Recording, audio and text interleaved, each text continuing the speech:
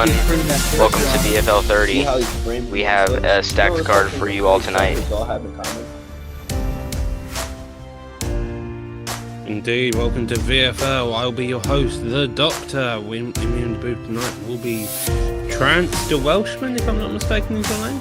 Welsh Warrior. The Welsh Warrior, always good. I'm seeing a lot of the Welsh coming out.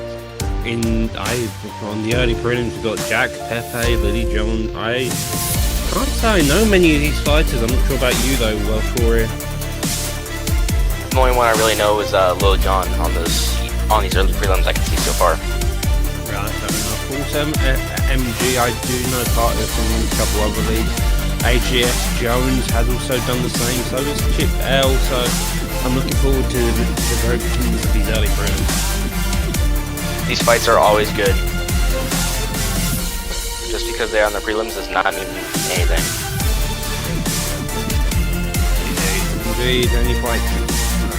Just, if anything, makes it more predictable. You have a lot of people who don't understand the general meta of the game, so that means they are more willing to go with the oddball stuff. It just turns into create craziness. You definitely get to see a lot more crazy striking or grappling in these fights. And speaking of crazy, look at that created fighter right there. Wow. Yeah, it's a fun little sneak peek. We've got Herb Dean in the octagon. Be with him. That is an interesting card. That is very interesting. Hair, beard. Like, that is a tattooed motherfucker with some crazy stuff. We got Thunder versus Dunning? I see Dunning. Yeah, there it is. Dunking in the green shorts, Thunder in the black. Well, so far Thunder is staying relatively patient with the boxing, letting Mr. Greenhead Beast come in with the kicks. Another switch kick, though he does miss. The pressure seems to be on the favour of Thunder, with Greenhead Beast just giving the pressure, but he does get a lovely takedown in the first minute.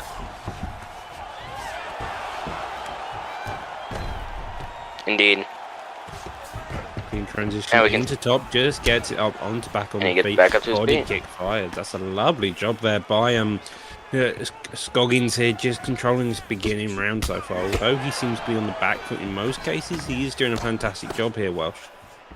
He is doing a very good job pressuring indeed, but now you can see he's kind of holding his back on the cage right here. Throwing a lot of 1-2s. Another switch to the body. That seems like to be one of his favorite things, I'm going to say. He's throwing a lot of them. Yeah, on the other hand, Thunder is pointing with that jab, coming in with that right hook, and then leading with the left again. It's doing quite a hefty bit of damage, and it's a very good combo to start off with. Although the fact here, Scoggins is having a bit of luck getting the kicks off, just finding shots here. Yeah, it seems like he's having a little bit of a rough time landing the kicks. Yeah, Thunder tries to throw on his own. That probably is because he's looking to pressure quite heavily, and instead is not keeping that kicking range that he actually wants to be in. Yeah, it seems like he's trying to land the kicks in boxing range, which can absolutely ruin you, because you're leaving your whole head exposed right there. Indeed, 2 minutes left on the clock. So far, that straight's landed a couple times now. That's got the head health of Scoggins blinking. The green hair definitely wagering no protection against a barrage of punches Thunder is throwing. Thunder is landing a lot of straights that can really bust you up for the later rounds. As you can see, beautiful trip right there by Thunder. That can really take attacks on your stamina.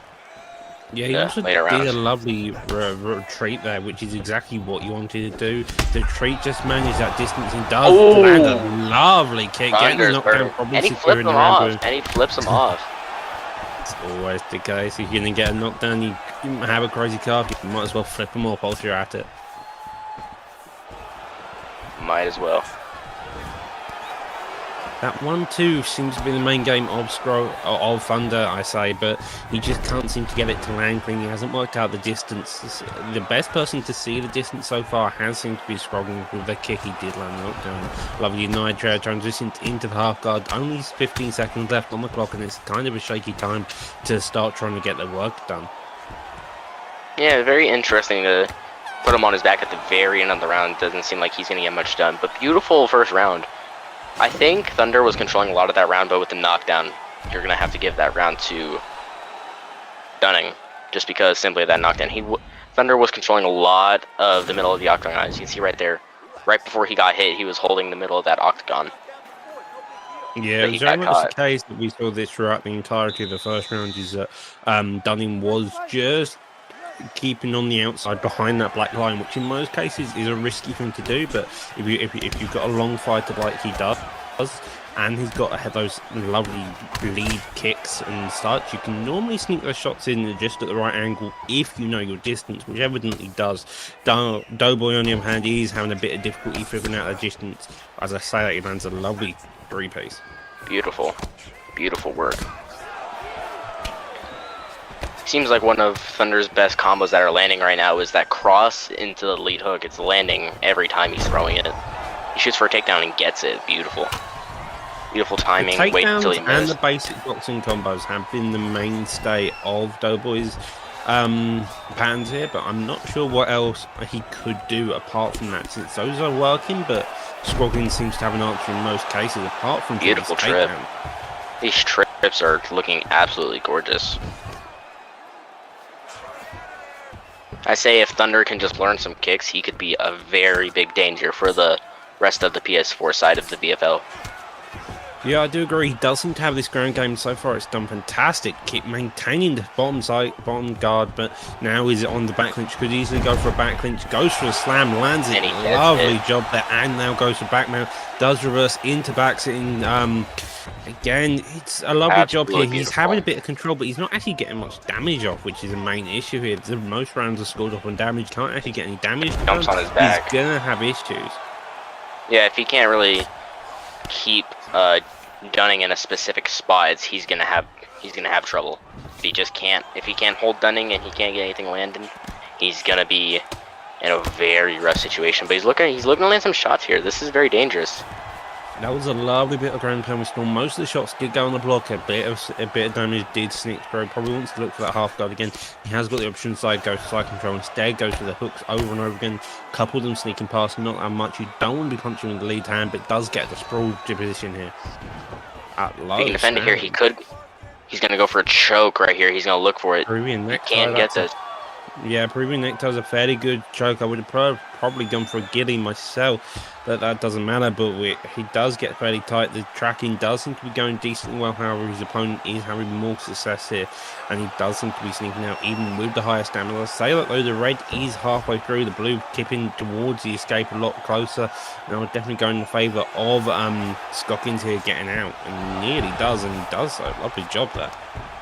It seems like Thunder was a little bit panicky trying to get that submission. He wasn't taking his time with it. He was just he was like going in and out of Dunning's bar right there. He's looking for a north-south choke. If he does this perfectly, he could get it. But there's only 15 seconds left in this round. Yeah, and with the amount of progress he has, he's probably not going to get this. Well, again, you normally look for about 30 seconds left on the clock to really be in solid position. 30 seconds, maybe 40, and normally a solid bet to get into a round sub. Apart from that, you're kind of at a wit's end trying to sneak it. Most of the time, it will be just for points. I don't know who I would score that for. The control time definitely did seem to be in the favour of Thunder, but it could have easily gone for Scroggins just purely based on damage dealt. I would have to give that first round to Dunning and the second round to Thunder, so I got this fight going 19-19 into this third and final round. Great fight so far. This is what I'm telling you, ladies and gentlemen. These early prelims, you can't underestimate them because they bring out fights. Indeed, lovely to know that of the low single. Thunder now put on the front foot again. Scoggins is coming back in return. That straight lands and a lovely two-piece follows that retreat there, missing the jab, comes in with an overhand but doesn't get it. That retreat is so good. He's just timing it very well. Beautiful takedown defense. That is gorgeous. That is absolutely beautiful to see. He is that takedown defense right there. As you can see, 50% of Thunder strikes are landing, so he is being very accurate right now. Indeed, he's just waiting for him to plant in front of him. He has no retaliation when he plants. He needs to actually, I would say Scroggins needs to come up with some type of boxing style, otherwise he's going to have massive issues. Lovely drop there by Thunder, digging on top and then putting on his pressure now. Gets a takedown, does get denied though, that body dug straight in. Scroggins seems to have found some takedown defense in between rounds, but his chin seems to be suffering from it. Indeed, it seems like it seems like his kicks and knees are not enough for Thunder. As you can see, he's now completely gassed. Straight down into that takedown, and 2 minutes 50 left on the clock. We saw how well he worked coming into the very beginning of round 2. He can probably maintain that now. For sure. This is a beautiful third round for Thunder right here, as you can tell. But as you can see here, Thunder is caught in an armbar. Seems like he is aware to it, though. Got a stitch on it fairly early. He did probably didn't want to risk the slam. With that being said, though, elbows slicing the eyes of Thunder. Thunder gets a lovely deny the low stamp. Obscroggins giving him the easy arm triangle. We've seen him a couple times now with the subs. He's having a bit of better attempt here. If you even getting it into side control gives you a massive advantage. Just a free transition. It's fairly straightforward whilst winning you the rounds. But he got member since he's got a stun. Hops over into full guard and halfway through of red is staring fairly close to looking like he may get it, although the blue bar does seem to be he gets it. He gets the side control. Beautiful. If he can just hold Dunning here for the rest of this round, he will for sure win this third round and possibly win the decision. Yeah, instead he went for some heavy damage within knee and belly that wasted a lot of his stam. He's back, tries to get taken, gets a lovely deny there, goes for another arm triangle. Goes for another Evidently, one. He's happy with how he's on the round, so I'd imagine this is more for a time waster than an actual attempt, as we've seen him fail it a few times now. It would be a real pain for Thunder if he does all this time wasting to just get this fight to the decision, because you know he's not going to finish, and then he loses the decision. That would be just awful. That would just be a very he's actually fairly close to Radius staying, but again, it's just the issue with the blue is just staying in one slight bit ahead. It's fairly tightened there, but again, 2 seconds left on the clock and an elbow to finish off this first fight with the early prelims. Beautiful performance by both men. I would have to give that fight to Thunder with a 29-28. Gave him the slight edge in that second and third round. To be honest, the only good moment Dunning had the whole fight was that first round whenever he dropped Thunder. He was landing some switch kicks and knees here and there, but they weren't doing any damage. Let's see what Bruce Buffer has to say. Ladies and gentlemen, after 3 rounds, we go to the judges' scorecards for a decision. All 3 judges scored this contest 29-28. For the winner by unanimous decision. 29-28. Oh, that's a lovely job there by Thunder maintaining the fight. He did have a bit of early adversity with the knockdown, but maintained the position from onwards. Next fight we have Imigi versus I think that was MG. Oh, okay. It's just 2 lines outside of the MG. I got you. So I think it's MD versus Friday. Interesting name. Last day of the week is a fair enough thing in the welterweight division. We reverse Yotsukar versus a powerhouse. I'm not particularly sure on the cards, to be fair, but I do know that one's a balanced and one is a boxer, if I'm not mistaken. Yes, yeah. One of them's boxing. One of them is more of a balanced fighter. Fair enough. So I would expect leg kicks to start off with the course of MG, whilst Friday's looking to keep him close and box, but you're never particularly sure how it goes, as we've seen with the boxer starting with the kicks to begin. He starts with it looks like he's like running around with a Floyd Mayweather creative fighter, and he's throwing leg kicks to start the fight. That is interesting. Yeah, it does seem to be the case. His name is Mayweather, but he's called Friday in the as his game attack. Yeah, that's fair enough. I mean, the white shorts work, the red gloves work. It's definitely a nice looking cast, but that being said, so far the boxing attempts of Castle here seem to be the mainstay. He has knocked a couple spinning elbows as well, and he does seem to be the much bigger calf in the welterweight division. He seems a lot bigger than Mayweather right here. He seems a lot bigger. This could be very bad if Friday does not know how to defend. It seems like MG is being the better boxer than the boxer. Legs hurt. Yeah, I'm telling you, man, those leg kicks. The flying knee there is just fantastic. This seems like a welterweight / middleweight versus a lightweight. It's kind of weird to watch, but we continue. 3 minutes on the clock. The leg stun already in the favour of MG. MG is also having success with that lead uppercut and just general body shots with a leg kick to follow. Wow. Mayweather seems to have no answers to anything he's shown here, Chance. You can really see the skill difference right here in between these two men. As you can see, MG putting on the pressure, being a lot more accurate, and then Friday kind of just throwing and praying. It's like Israel Adesanya says, don't throw and pray, aim and fire. Beautiful flying knee. Exactly. Beautiful. Aiming and firing that flying knee. Comes in with the clincher. Stamina low, but he's still got a couple good shots and knockdown now in the favour of Castle.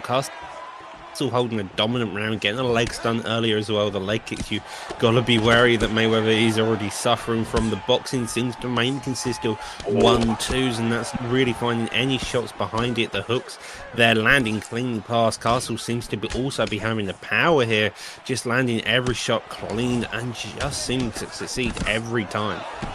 Something I'm noticing is early in the fight when Friday was throwing those leg kicks, he was throwing it with his right leg because he was in the orthodox stance. You can see now he's in southpaw, exposing that right leg.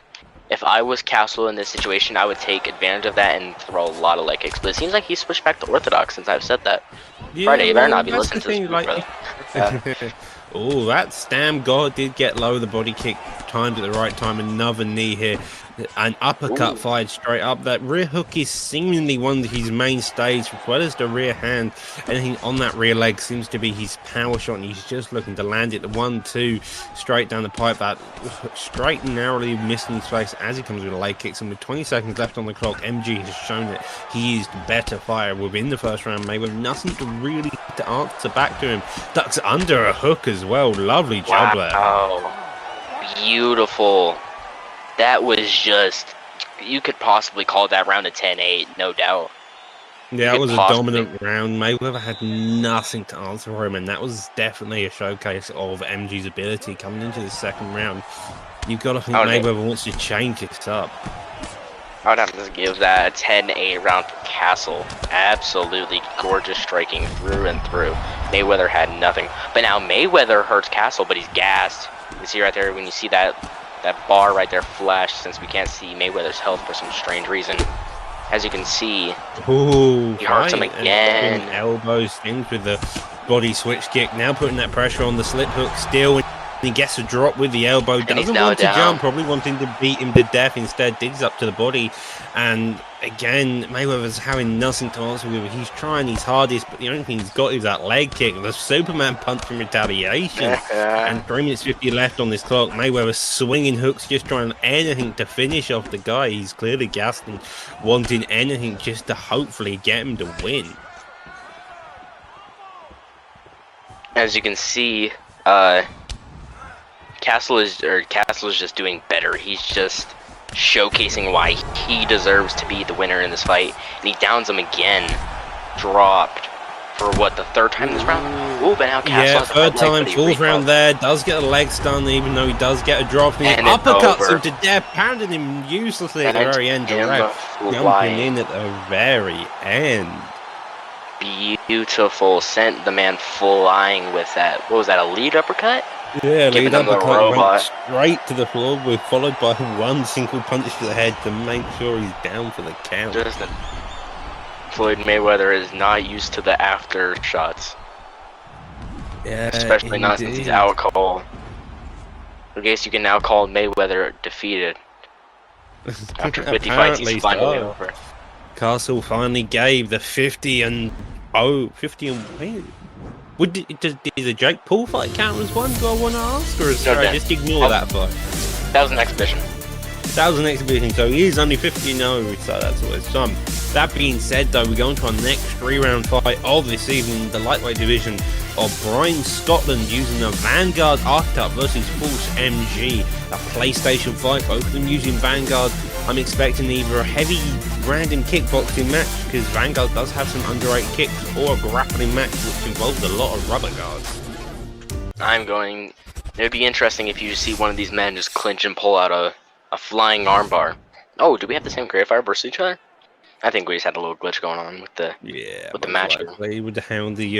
With how this game can work, the glitchiness is always fun. One, Brian Scotland is evidently Canadian, using the GSP taunt to show off his Canadian heritage. On the other hand, we have a guy who seems like he's been punched in the face a few too many times. He's kind of scarring up a little bit, ain't he? Yep. Oh, Akhmedov, that name looks familiar. I've seen this man fight. He's more of a striking Vanguard. He's a really good grappler, but he can strike. Oh, that head But kick already immediately. clipping Akhmedov. The ground and pound being heavy, nearly getting the finish, and he Oh, does and it's over. instantly. Oh 4 my minutes, god. 27 seconds left on the clock. That is, honest to God, the fastest knockout we've had so far on this card. Lovely job there by the Canadian-Scottish guy, apparently. Wow. Great performance. Apparently, we did have a kickboxing Vanguard match. I was correct to the first time round. 33 seconds. Is that the fastest knockout in BFL history? I haven't got a clue. I don't know our records, but I do know for a fact that's the fastest record we may see tonight. That was gorgeous. Beautiful. Right as I was just talking about how Force is more of a looking like a striking vanguard. He gets clipped and just boom, boom. Nothing could be done and he's out cold. Technical knockout. Beautiful by Brian Scotland. Beautiful. Indeed, indeed. With that being said, though, we're on to AGS Chip L versus AGS Jones. One Chip using the acrobatic class, Jones in the Virtuoso. Do you want to give us a quick rundown of what you think will happen within that fight? This is going to be a striking war. I've seen Chip fight. I have not seen Jones fight. I have seen Chip fight though. If he's the same Chip I'm thinking of, this is going to be a striking battle. Beautiful combinations. If this is the same Chip I'm thinking about, you are going to see a lot of good combinations by Chip right here.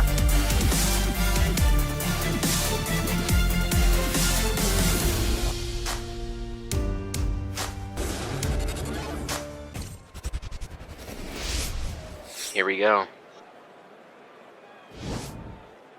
If you look at the record there, you can actually see, apparently in sparring, Chip already has a win on Jones.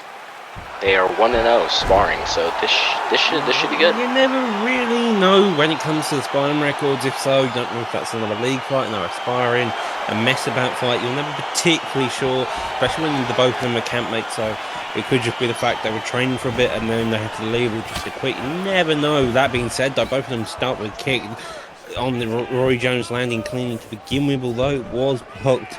The compression shots of Chip is definitely an interesting one to see. Indeed, those pants are looking very interesting. And from this man's creative fighter, I don't think this is the same Chip I'm talking about, so I have no idea how either of these men fight. As you can see, Chip is dropped early. He ducks into that spinning heel kick. Beautiful by Jones. Jones is looking nice starting off. Switching stances and everything. Indeed, he did manage to duck a Superman elbow early on. Fires a couple of kicks so far. Roy Jones does seem to be the clean fighter. Chip just trying to find a spot. Does land it. Superman punch with a leg kick to follow. Major lunges out the way with shots of Roy Jones. Come back and has a leg kick check. Kick to the face there again. And he throws an uppercut. Overhand wild. Looking for that finish. Coming at you like a crazy man on steroids here. Just looking for that one clean shot. Jones is putting on a performance like Dustin Poirier. Beautiful pressure, beautiful boxing combinations.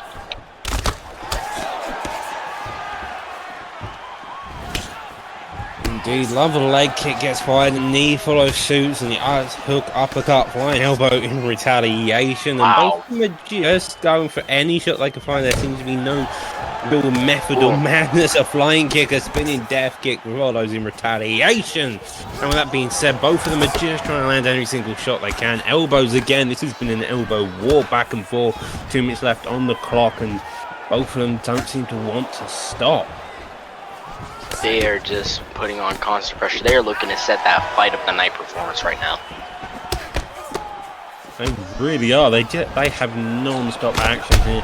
Another spinning elbow, double elbow gets the stun in retaliation. The knockdown comes, jumping on him into the clinch.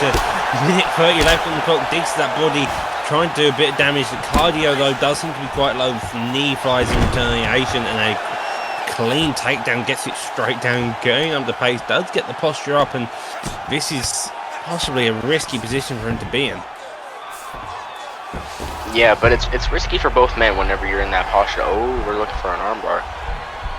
But it's risky for both fighters when you're in that posture of full grip position, because you could get reversed. You could be the fighter on the bottom and you could reverse your opponent. or you could not move your head correctly and get knocked out. As you can see here, That being Jones said, though, he goes for armbar. an armbar in retaliation from the full guard elbow. Decent tracking here. Chip doesn't have higher cardio, so in this case, I think he's going to get an easy get out. Blue seems to have a bit of a difficult time tracking him as well, but we do enter the second stage of the armbar. Doesn't really matter much, and he doesn't get a clean get. I was expecting that, but he doesn't. And 4 seconds left on the clock, and it's a hectic end to the first round. I'm gonna have to give that first round to Jones. He just did more damage, honestly.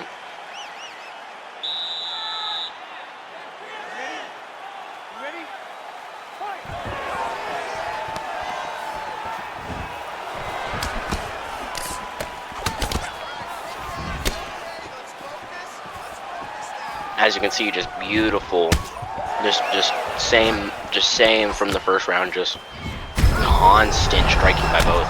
Now Jones is hurt. Body kick, knee, leg kick, overhand, elbow. Chip just throwing everything out there. But Jones gets reversed. This is not something you would see. Now you see Jones looking for a guillotine choke. He's having a hard time. He's having a very hard time getting submissions. As you can see, blue is just nowhere near red. Red is just absolutely dominating that submission defense right there.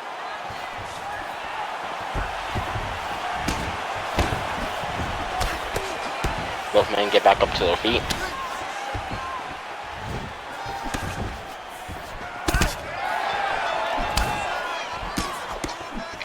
Beautiful lead uppercut right there. Dude, lovely job there getting that. Hectic fight. Spin kick lands, getting the stun. Dodge under the spinning heel kick there. That was clean as. He's still stunned though. The head health is blinking, the block's low, and this is still a risky fight to play. This is still risky for both men right now. Hack kick. Misses. Chip gets the counter. Now Jones looking for the counter, doesn't make it.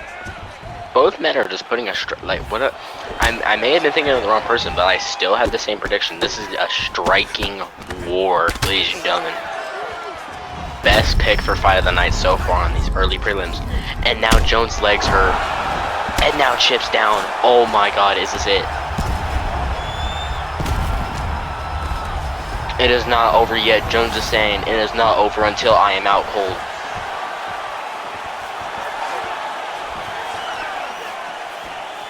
Both fighters showing each other respect for the absolute heart they both have.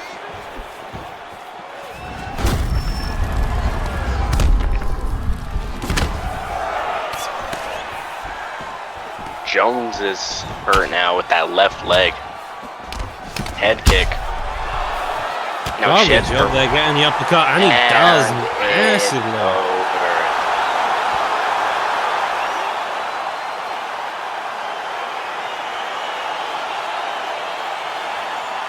Beautiful. Jones he had a feeling that Chase was just gonna duck right after that, and boom, hits him with the spinning heel kick and just ends the fight.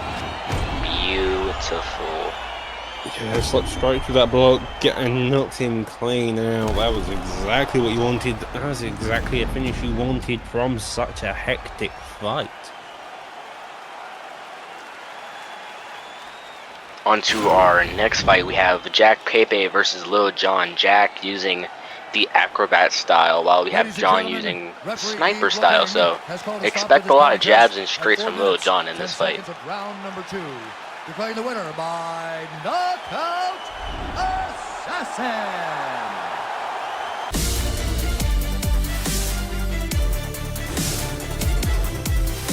On to our next bout, ladies and gentlemen, Jack Pepe versus Lil Jon.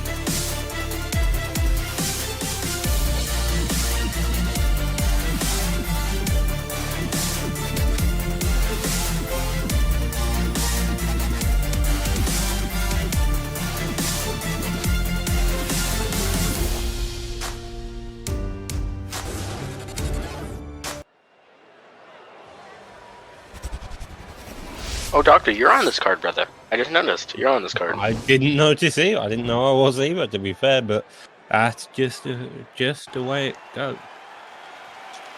Yeah, in about like 3 fights, you're gonna be up. So. No, And then, the thumb do get the fight done and be straight back in. all right, let's get into this match. Lil Jon versus Jack Pepe. You got Pepe in the orange and silver pants, and Jon in the white and black. Very interesting beginning here. Both men are just on the. They both have their backs up against the cage. Doctor, what do you think they're doing here? What do you think they're planning? What do you think? Do you I think think both of them want to play the defensive style. Easy A seems to have the structure for it. I'd imagine Pepe may break, but by the seems of it, actually, There it you is. see him come forward. Like that's the kind of thing you're waiting on both of them to stop, and it's just a bit hectic. Interesting to see a minute of pause between both men. It's like they had. It's like they had a little bit. They were like, wait, we're not gonna punch. Stop.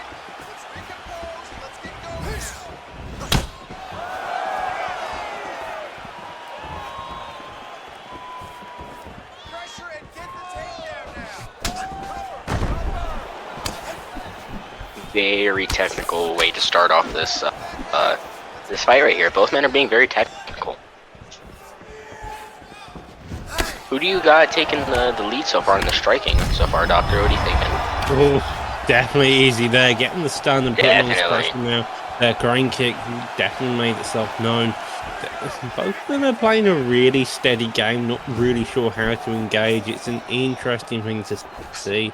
With the head kick, Walters may go for a spin, the jab off the back foot, and I don't know what they're playing. They both seem to want to play in defensive style, but they're failing massively here to actually do anything competent. Like, if you're going to play a defensive style, you're going to need at least one person to pressure.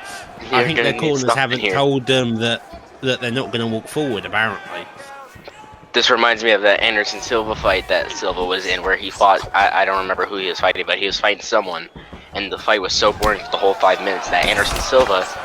This is a true story, by the way, where apparently Anderson Silva went in the locker room after the fight, and he did 5 rounds of sparring after the fight because he was so upset with himself about that performance. This is kind of what that's right now. I know Dana White walked out of Anderson Silva versus Maya, for the fact we're literally bothering to talk about Anderson fights as these two go on. Does get a lovely stun there nearly with the head kick, front kick in return. So far, Easy Yard does seem to be winning in terms of the shots landed, but he is very much staying on the back foot constantly. Pepe is starting to play. I'm glad they're actually moving forwards, and evidently I can't be able to speak. Indeed, 20 seconds left on this clock. Easy does seem to be winning, but Pepe is obviously either wants to be controlling the octagon or wants to be his back against cage in the position of Easy Misses the front kick, and they look to stare at each other at the very end.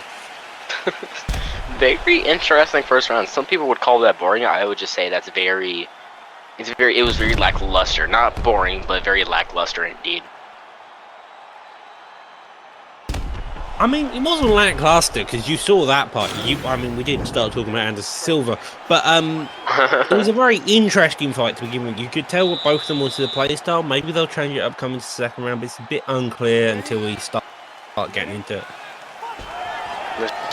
Just hope they don't have the same. Let's just hope they're. Oh, as you can see, Easy right in the back of the octagon, right there. He's right back there again. But it seems like he's actually countering more. It seems like he's like not just letting Pepe just swing himself out. He's actually countering whenever he sees the miss. But Pepe lands that overhand right after the missed crane kick by Jon. 2 knees from across the octagon by Pepe. Oh, beautiful 4-piece drops. Another 4-piece. As you can see, total strikes landed by both men. 24 for Jon, 22 for Pepe.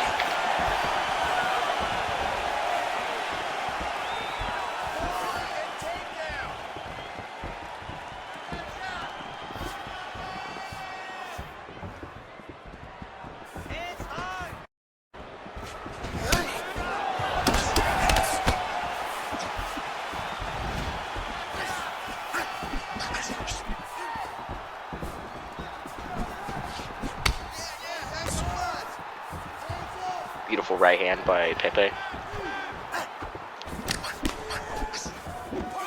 What do you think? What do you think you're telling these men if you're in their corner after the second round with what's been going on? What are you telling them? What are you telling them? What are you telling them? What to do better?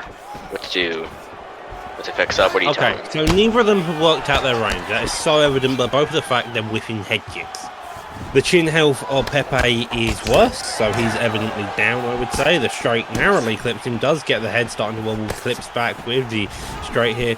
Easier is so far being the more adverse fighter here, landing that 1-2 there, and it does land a weird flying knee, which apparently does body damage, but we continue. Yeah, as you see that body knee that John went for, it hit him. It apparently hit him in the leg, and it did damage to Anderson's left leg. If you look at that leg, you can see it's a little bit damaged, but Pepe's hurt now by that. What was that, a crane kick? What was that, a front kick? I missed it, I'm gonna be honest.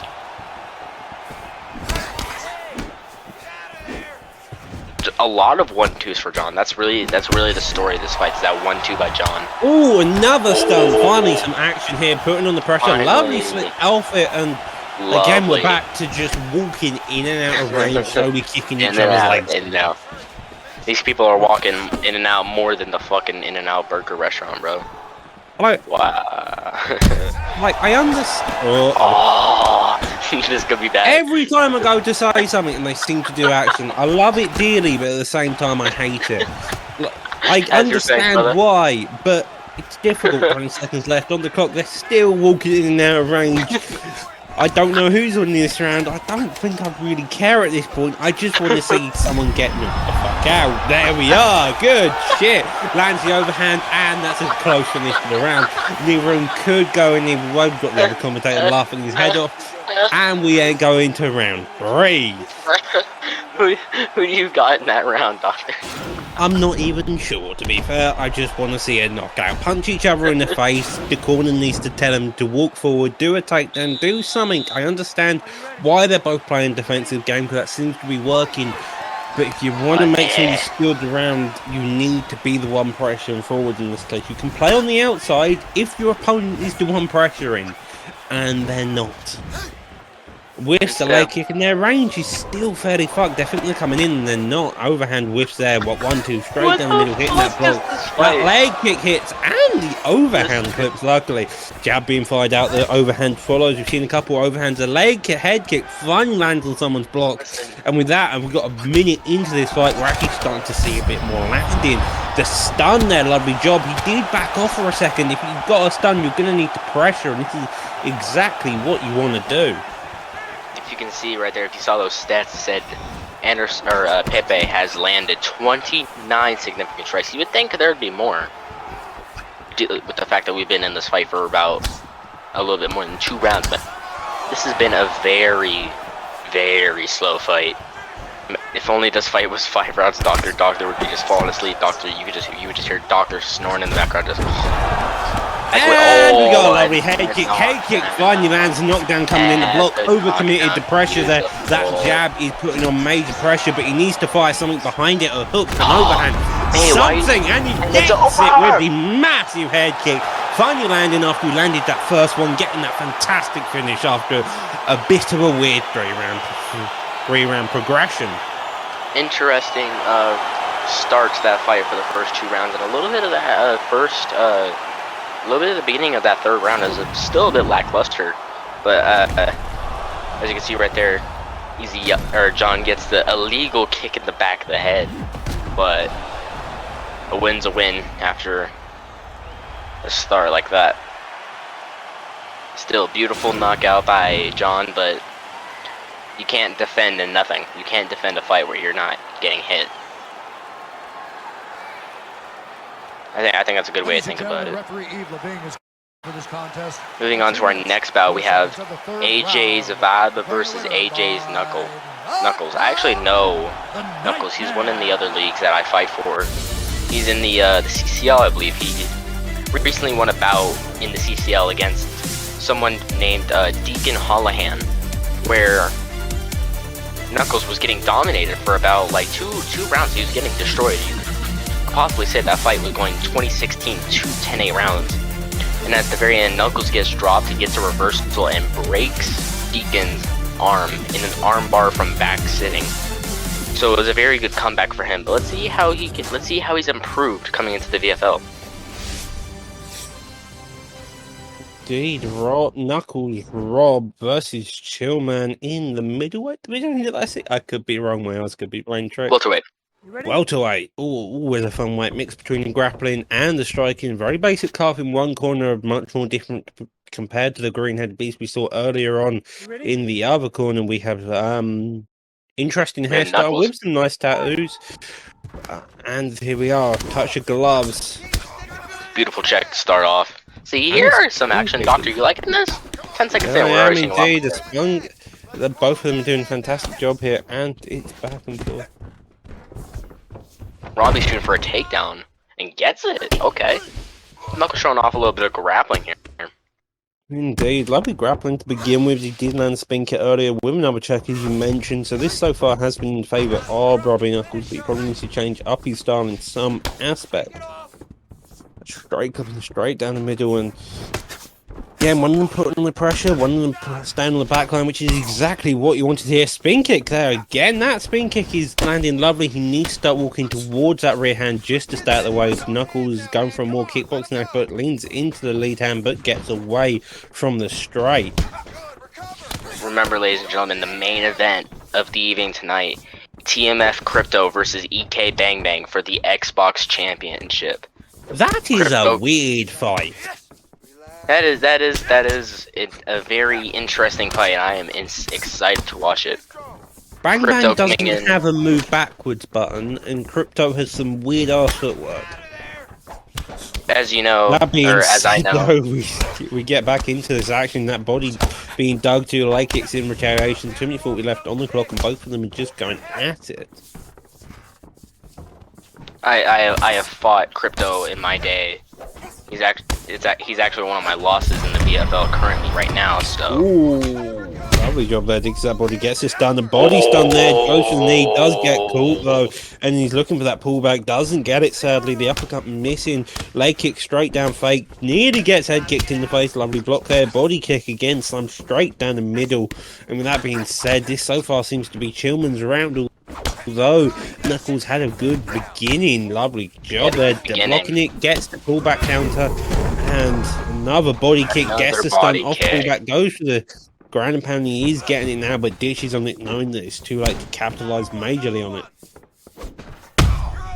Yes, everyone, main event of the night, Division 1 Xbox Championship, TMF Crypto coming in as the challenger, EK Bang Bang, the current champion.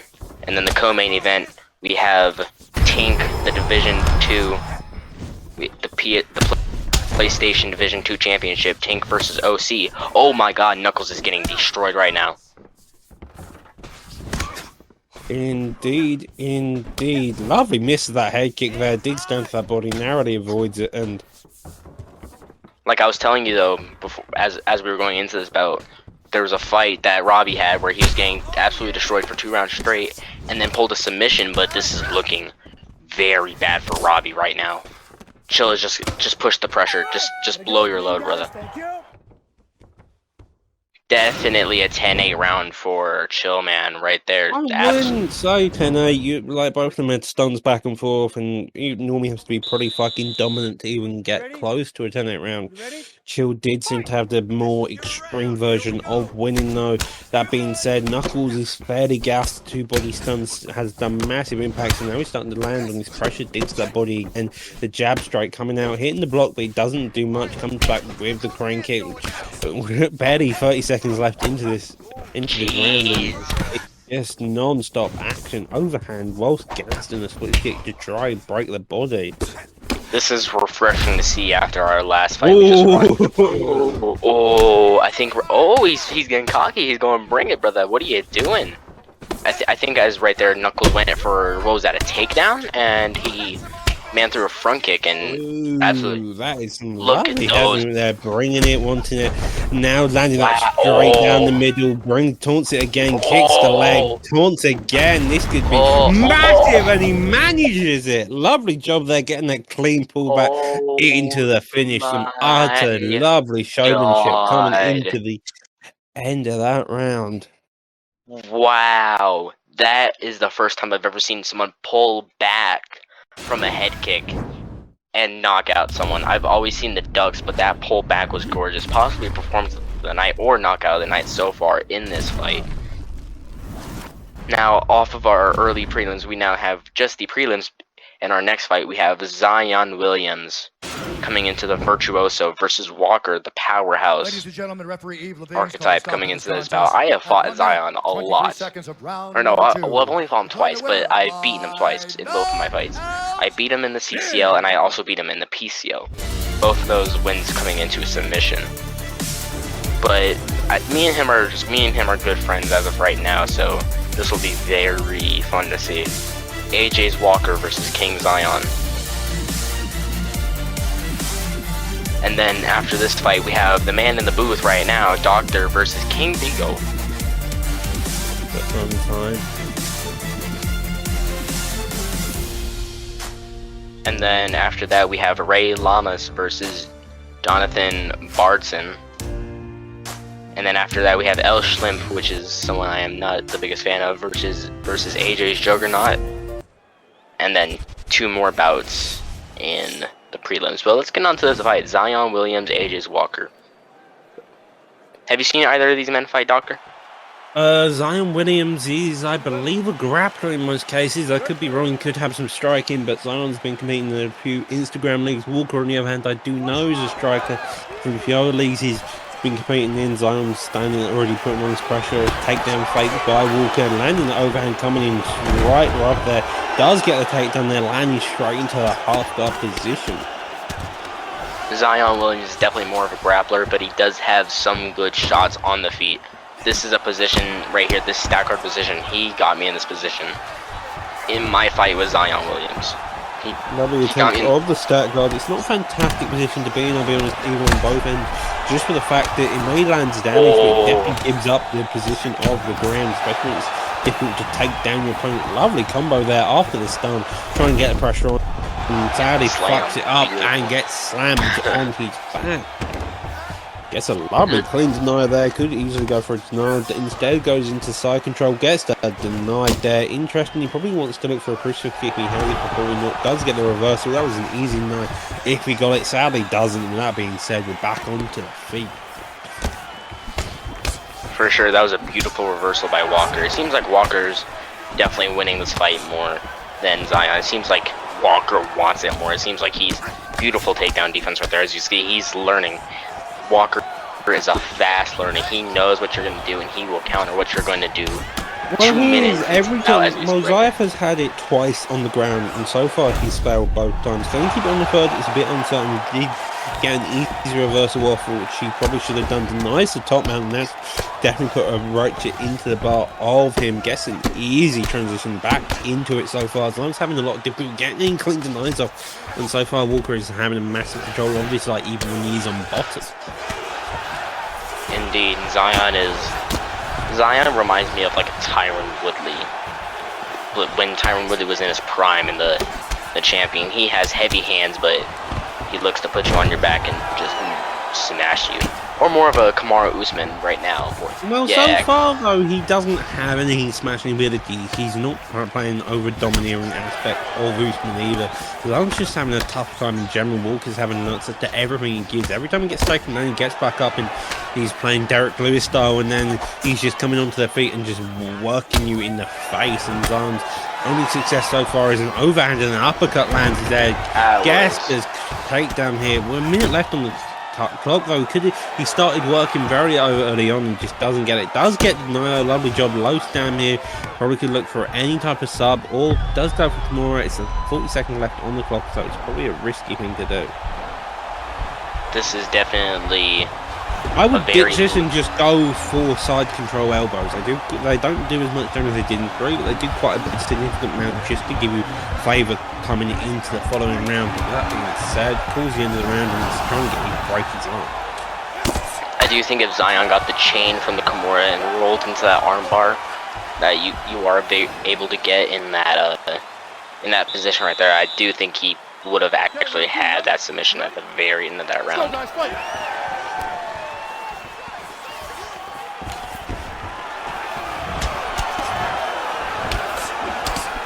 we start off round number 2. As you can see, Walker.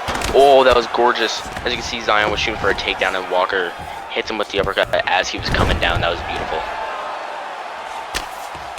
Zion gets another half guard takedown. Absolutely beautiful.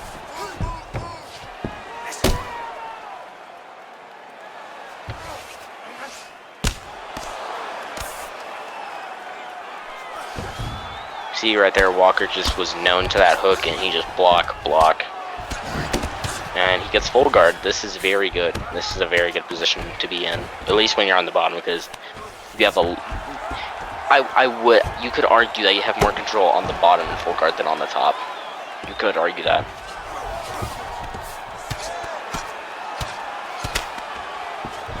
Indeed. That being said, though, he does control 3 minutes left on the clock. He's got an easy time to control. He's very much down in the octagon, so he doesn't need to worry about a sprawl transition really to give a game up. Playing slow. Walker probably won the first round. Attempts to start guard. He was just holding him down. If this is his main way of doing damage, he needs to understand. He needs to figure out a good way of doing damage. Top mount is a better position to do damage instead of side control. You're not always going to get that deny, and that deny isn't easiest at times. It is definitely not easy. I had been in that stack guard position so many times, and I will try my hardest to get that transition, but it just will not happen. I don't see the point of going to stack guard, though. Like, the only time I would push up in a full guard is to transition out of it.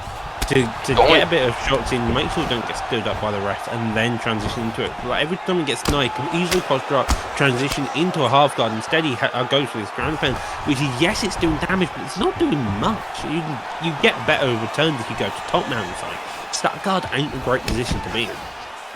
The only reason, in my opinion, I could see a good reason to go to stack guard is if you have a specific knee bar submission you can go for, and you completely gas out your opponent, you posture up, you go for stack guard, and then you go for a knee bar on your opponent. That's the only reason I see. Look, going he for it gets again. up instantly. It doesn't make sense. I'm a grappler at heart, as you'll see later with my fight, is there's no point. There's no reason, exactly.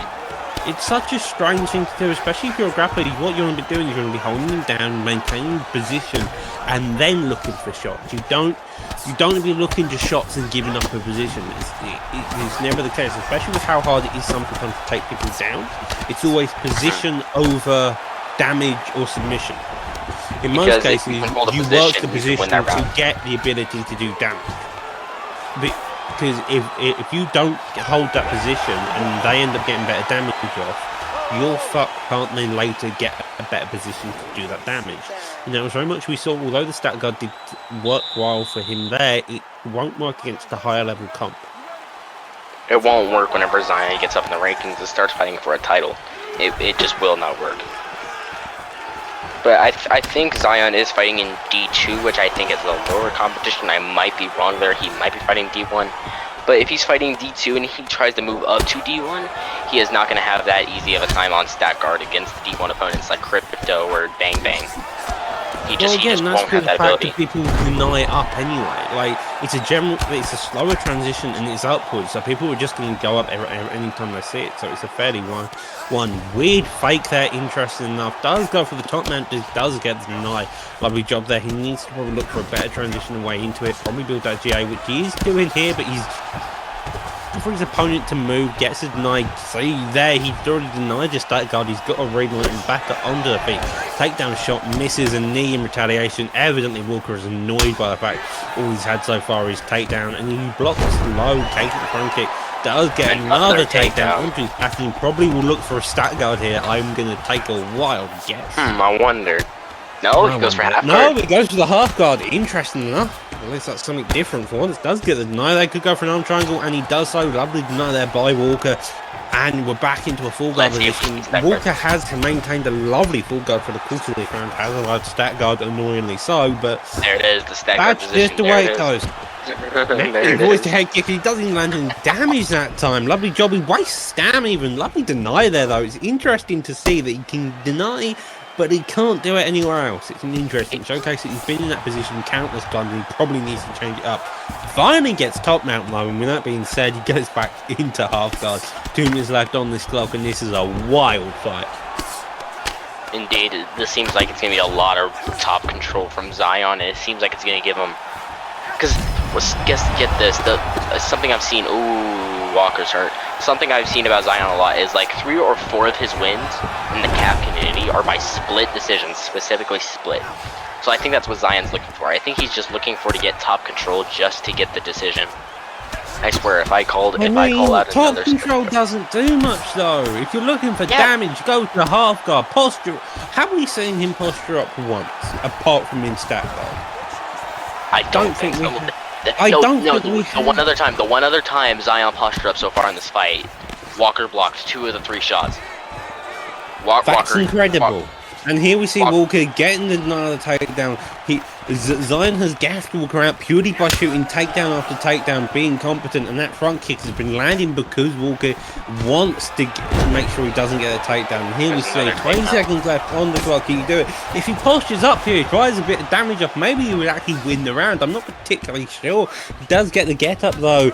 And with that being said, Zion could easily just go to knee. There goes to the head, knee for the body. That body is getting low, the stun. And with that is we call an end to that peculiar fight. I would have to give Zion Williams the edge there simply because the top control.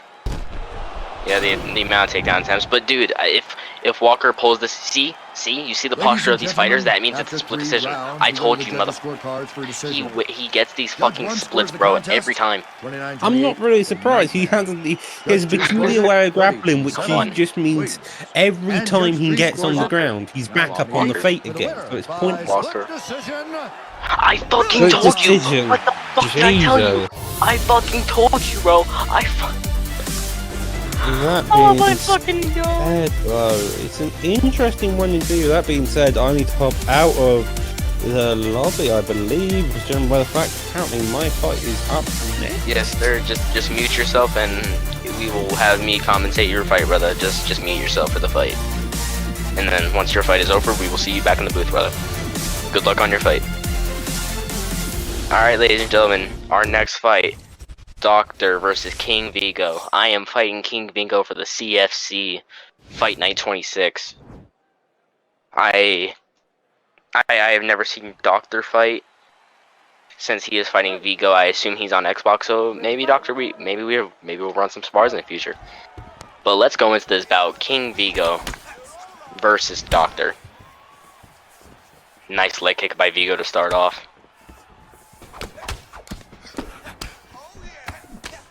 Very good boxing by both men. Doctor is very hurt. He slips the cross, beautiful. Now we have Doctor on the ground.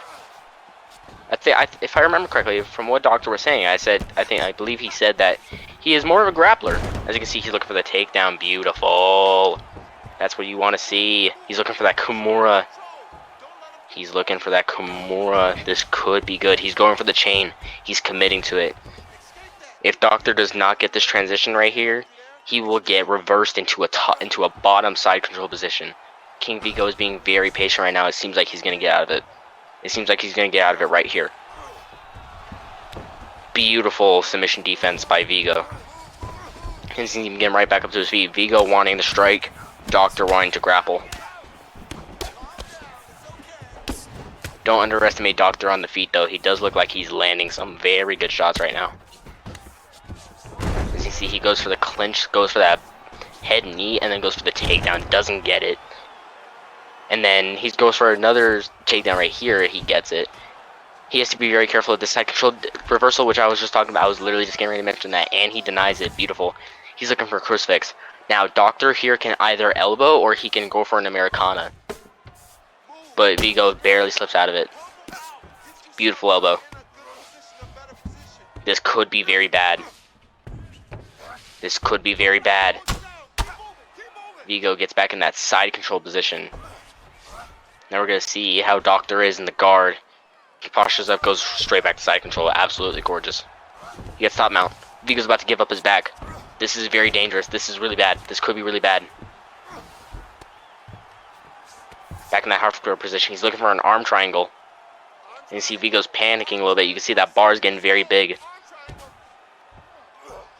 This is looking tight. And even if Doctor does not get this, he is very likely going to get the side control turnover, which he's about to get right there. Beautiful.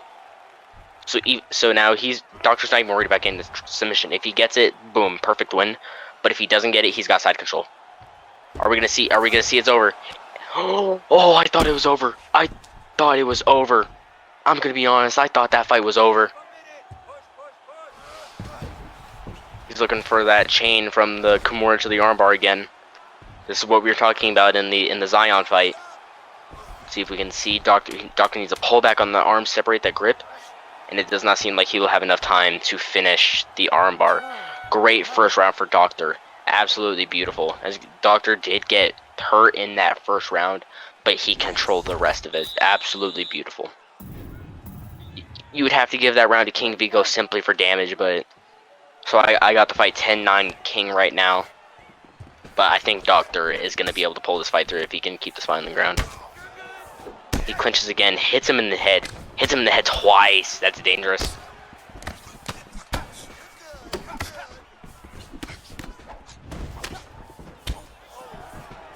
I would like to see more faking transitions and faking shots on the feet. I would like to see more of that from Doctor right here. I would like to see more of that. That was a beautiful takedown. The jab to get Vigo blocking that head and then not expect that takedown. Gorgeous. He defends. That full guard transition. He's going to get crucifix right here. Is he going to hold it? Is he going to hold it? He's holding it. He's got a hold of it. He's got a good grip. He's blasting him with elbows. He's got a good grip of it. Vigo might be stuck here, ladies and gentlemen. He's looking for the Americana. This could be very dangerous. We could see Vigo having his arm broken here. Second round with 3 minutes left. I would like to see Doctor dropping some elbows here to really loosen that grip of Vigo. Right there. Boom. Elbow. Elbow. Gorgeous. It's over, ladies and gentlemen. I believe it's over. And it is over. A second round crucifix Americana by Doctor. Beautiful submission. Beautiful ground game. And beautiful. That is a statement right there. He got dropped and stunned in that first round. He came back in that second round, immediately put Vigo on his back, and just brutalized that man on the ground. Beautiful performance by Doctor. And now we're about to see him back in the booth in just a moment with you, ladies and gentlemen. On to our next fight. We have Ray Lamas versus Jonathan Bardson. Indeed, indeed. Don't knock me down and then expect to get away with it. I will look to break your arm. I will look to choke you out, whatever that means by. That being said, though, as you introduced, we do have Ray Lamas versus Jonathan Bard. This is bound to be a good fight. We are unsure of the weight class at the minute, but with that being said, it's going to be another 3-round fight. I will pull up the. We do not know what weight class this is, and we do not know what strikers or wrestlers they are using for their archetype. Doctor, how are you feeling about that win, brother? That was very fun. That was very satisfying to watch. I mean, I got knocked down, but I get up again. That's the fighting spirit. But yeah, that's the way I do it. I come in, I come to grapple, and if I come to smash. That being said, though, lovely jab here. The pressure by the weird top knot guy comes in. Does get taken down, though, when Smock is looking to control this fight already with Spars looking to get the reversal. Does get the 9. With that being said, G8 in the favour of Garcia. Does get up. He left him up? What? He gets a takedown and then lets him up. Interesting. You could have just pounded his body to death. Lovely boxing there, though. That seems really clean. Poking that jab, landing it straight from behind, and so far both of them are just.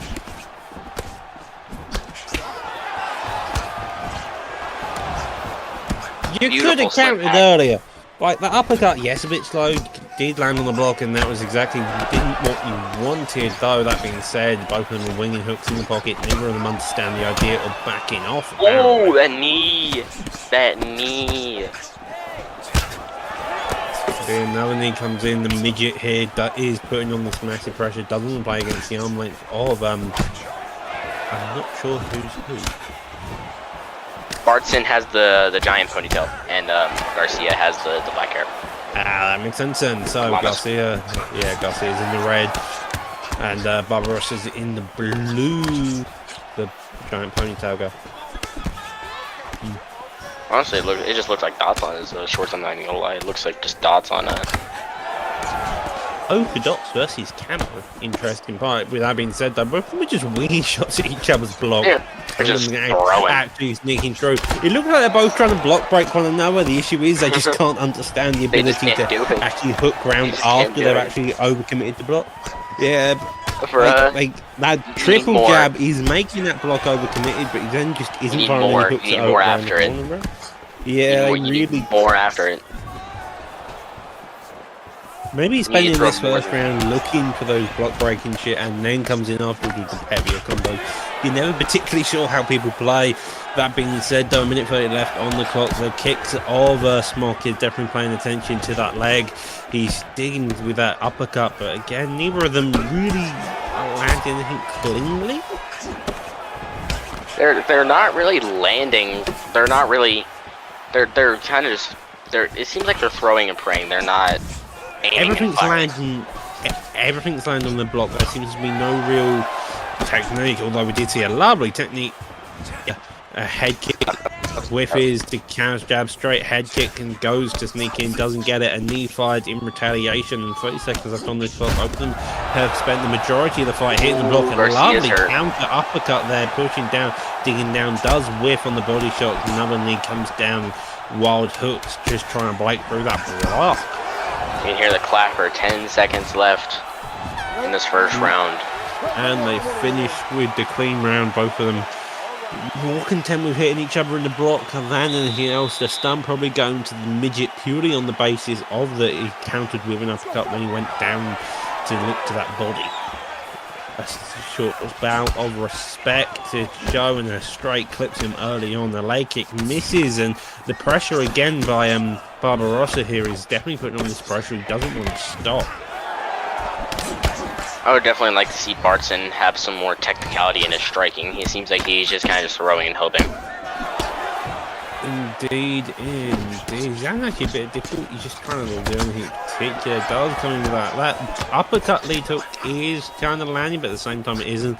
The block finally getting overcommitted by that triple jab, which is allowing that straight digs in. Starts digging the body with the kick, found a couple of successes, nearly clipped with a ducking roundhouse. And again, Barbarossa is putting all this pressure. That right leg is also a bit fucked. The uppercut clipping him as he went down, but doesn't do much damage. And another leg kick. Those leg kicks are definitely doing stuff, but there's nothing else that really of note within this fight apart from the constant block, the constant shots landing on both of their blocks.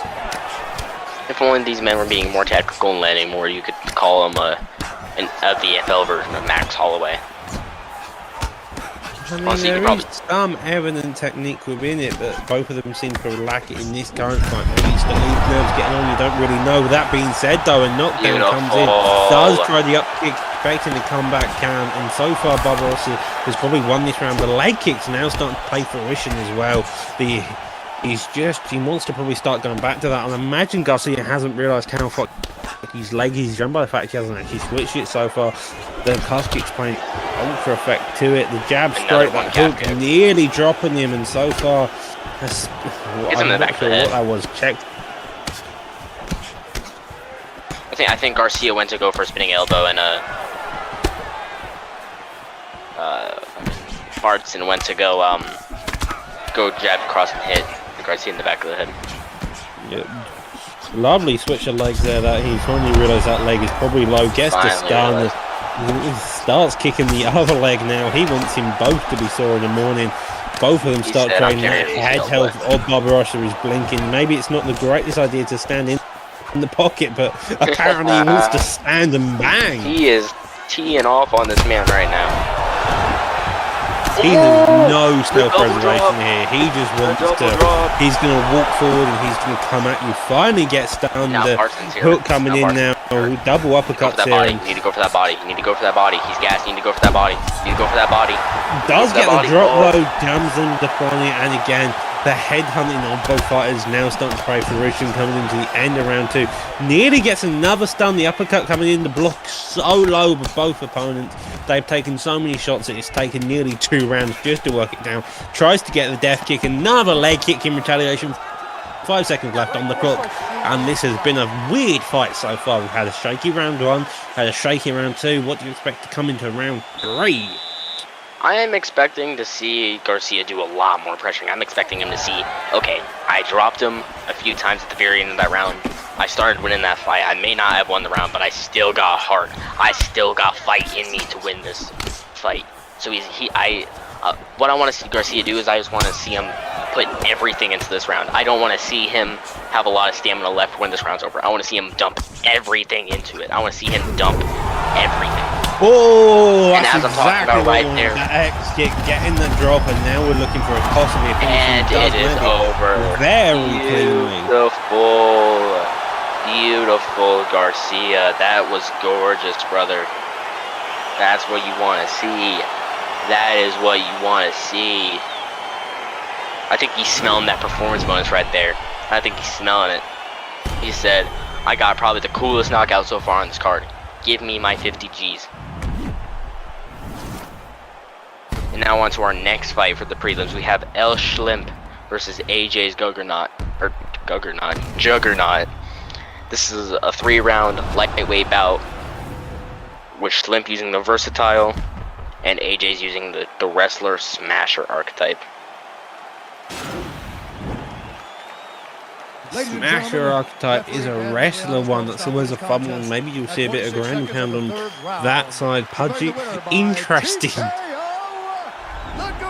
This has been a very good card so far, ladies and gentlemen. It's been fun to commentate. It's been fun to watch, and it's fun to fight here. I've been enjoying my stay in the VFL ever since I joined. I've been really enjoying it.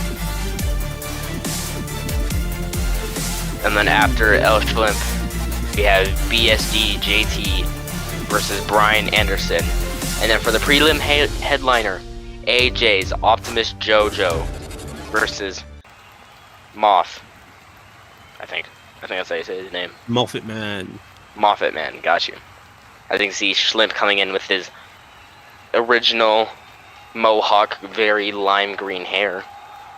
a second lime green opponent. Maybe we saw his cousin on the undercard of this prelim fight. With that being said, though, lovely little showboat and taunt, and in retaliation doesn't actually showboat touch the gloves to begin after first round.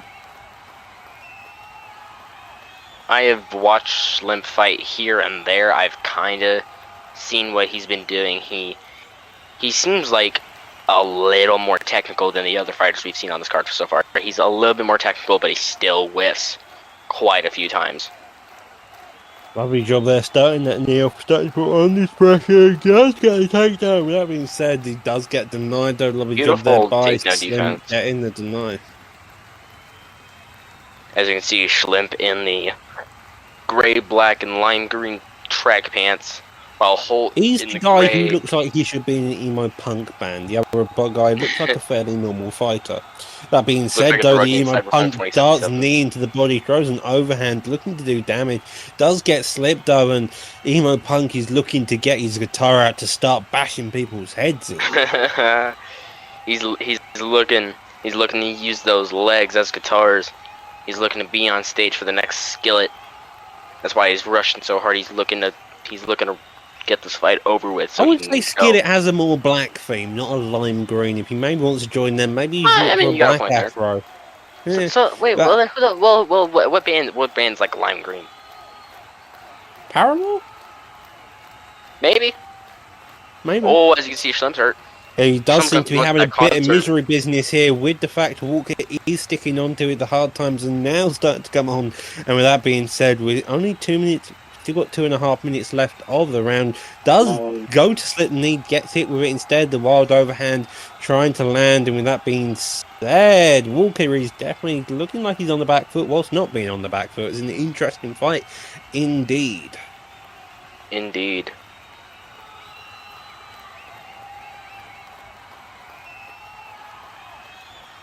This has been a very fun fight to watch. I will say. Yeah, both of Schlimp's them shooting using a for the bit head takedown. lovely takedown there. Drives go for pre-deny, gets a body lock trip instead. Purely from pre-denying the turning takedown. A minute 20 left on the clock. Probably wants to look for the top guard, and he does get the get up, although he doesn't have any options, but he does. Likely good job on the Goes for the part half guard. of Mr. Emo Punk Dude.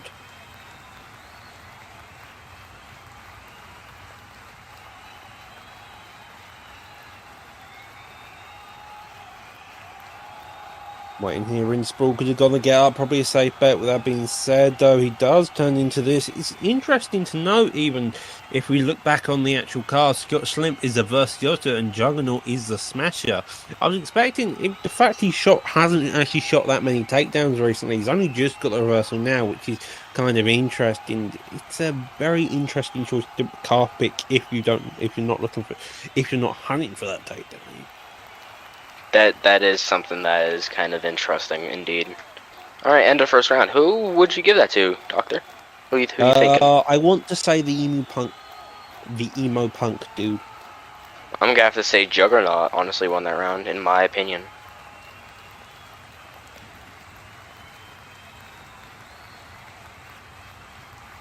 And with this being said, we come into the second.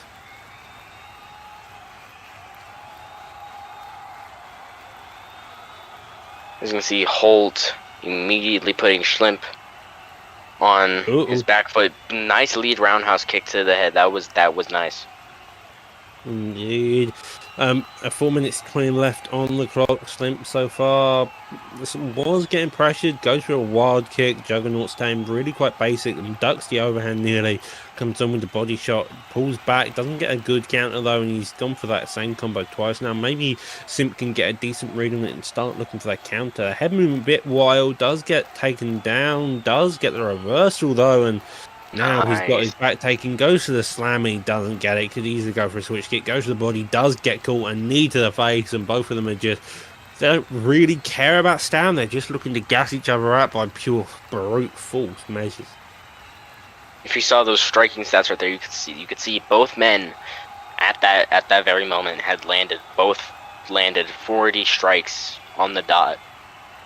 So landing wise, it has been pretty even, but there is definitely a power difference between the two men.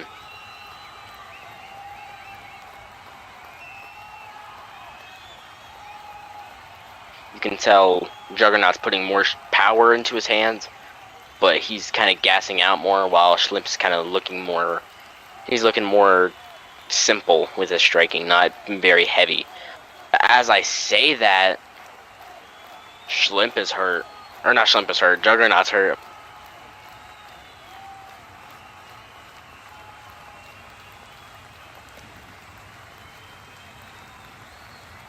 I mean, good striking though. You can't lie. This is some good striking.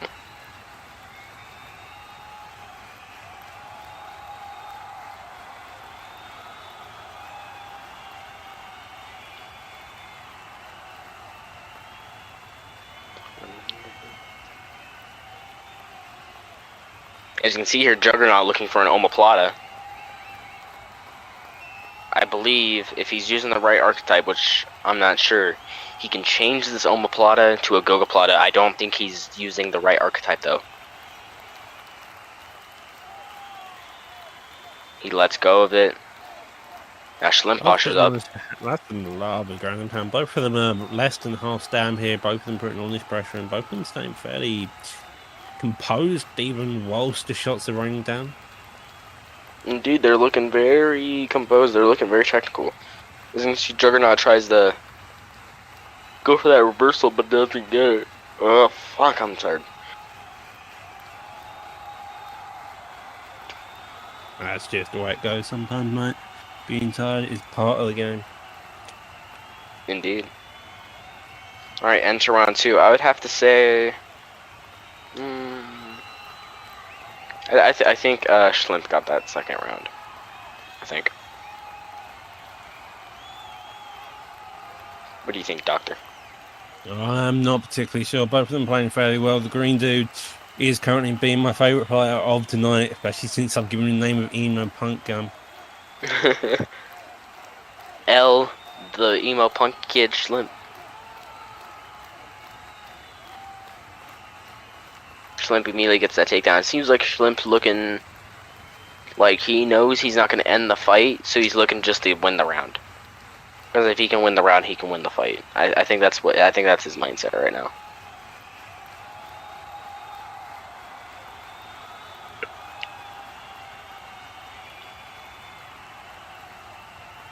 Lovely denial there, denying the full guard. Does get the top mount here. 3 minutes 50 left on the clock. Gets put back into half guard, and so far both of them are playing a slow and steady game. For sure, as you can see, Juggernaut gets denied right there. So now we're going to see some very brutal shots. This could be it. This could be it for Juggernaut. If Schlimp can just posture up one more time, he can land some bombs. Possibly end this fight. He could possibly end this fight. It could be over right here. And it's over.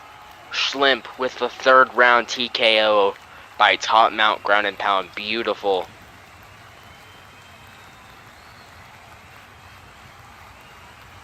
As you can see, Schlimp being a little bit cocky. He's saying, who's next? Who's next for me? I need to go to my fucking concert.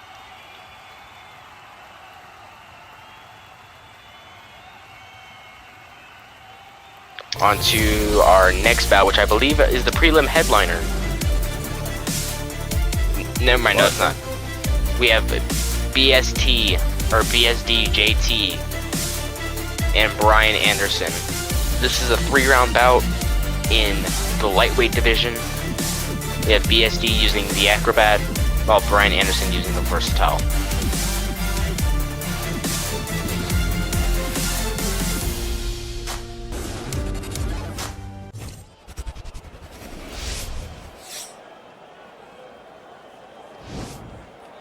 As you can see, JT looking a bit bald right now. Ready.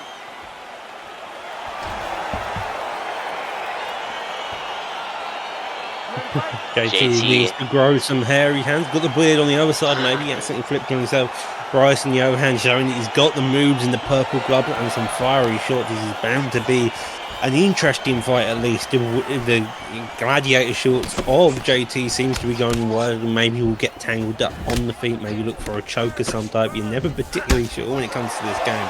Lovely spin kick there, starting off the action and probably setting the tone for the rest of it, John, by the looks of it. It looks like he's getting ready to do the long fight. It looks like he's getting ready to work that body and really work. JT in the white and black gladiator shorts, while Anderson in the flamey and black shorts.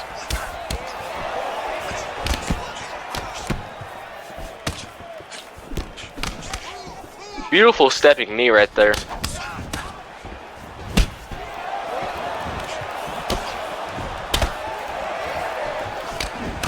Beautiful head kick after catching the leg right there. Definitely looks like Anderson is getting the better of the striking. He sits him down right there. Lovely jump there by both opponents. That spin kick does miss. Only counted with a straight as he switched stance. It's kind of a sketchy one to do that type of counter. 3 minutes left on the clock. Does get the leg tricked again. He almost ducks into that flying knee. If he didn't have the block there, it would have been over. Front kick lands.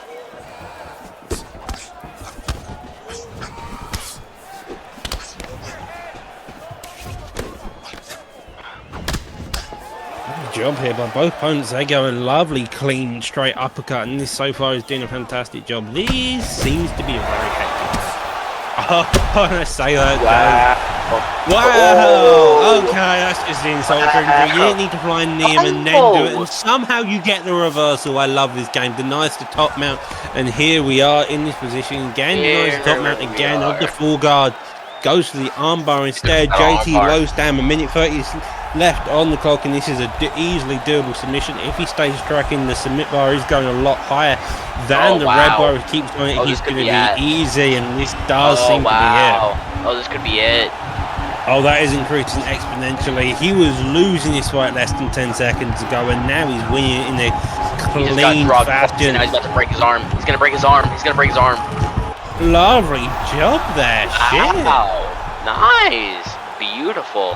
As you see, he's wincing in pain. He's hurt. What did you do to him, Anderson, you dickhead? And now, onto our prelim headliner. AJ's Optimus JoJo versus Fat Man. Me and JoJo have had quite a rivalry in the CFC.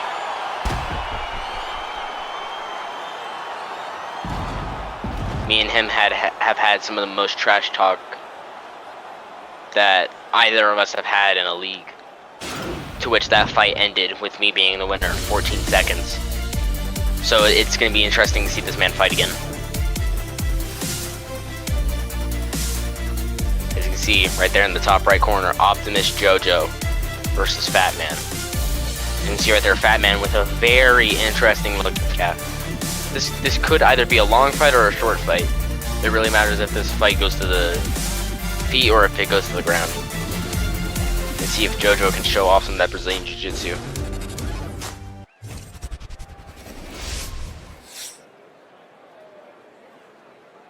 Oh, what the fuck?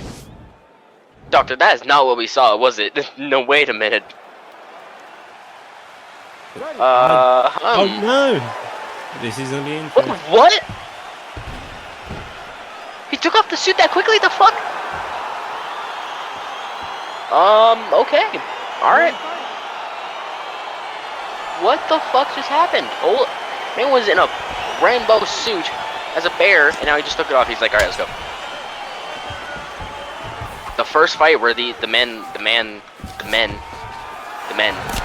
are looking actually very evenly sized.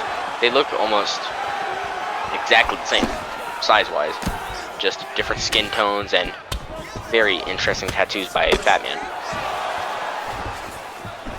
Franklin in the leopard blue shorts, while you have Mo Fat Man in the black and white snake shorts, it looks like. Martin Matt is a very good striker. His tattoos are a very interesting type. JoJo, on the other hand, is come from a basic style. That's fair enough. Very good leg kick.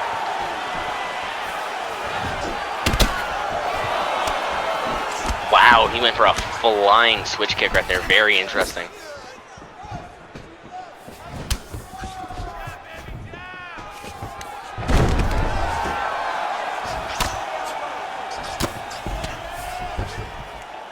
See right there, it's scary to throw with that left elbow, especially when you have the left hand on the back of that head and you throw that left elbow. That gives the ability for your opponent to immediately posture up without having to fight for the transition. Like, he doesn't even need to transition, it will just go. So it's very interesting to see him throw even one elbow with that left hand. But on the other hand, it could work really well for you because you can throw with that specific hand to bait them to go for posture up so you can get a free deny. But as you can see right here, JoJo on top, trying to land some shots, but he doesn't land any. I don't know if you can see it right there, Doctor, but on the back of Man's left leg right there, you can see he's 2 6s. Very big chance that that's a 666 tatted on the back of his leg. Well, when it comes to Moffat Man, he does look a bit like the devil, especially with the tattoo face, so it could easily be the case.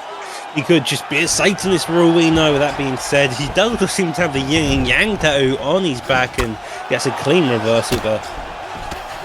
Yeah, I think that's what JoJo's doing. He's throwing with that elbow where he gives him the free posture up, and he's trying to bait him into doing it. Mo Fat Man's like, dude, I got time. I don't got time. We gotta do this. Let's go. The all-black right leg of Mo Fat Man. Exchanging some shots on the ground.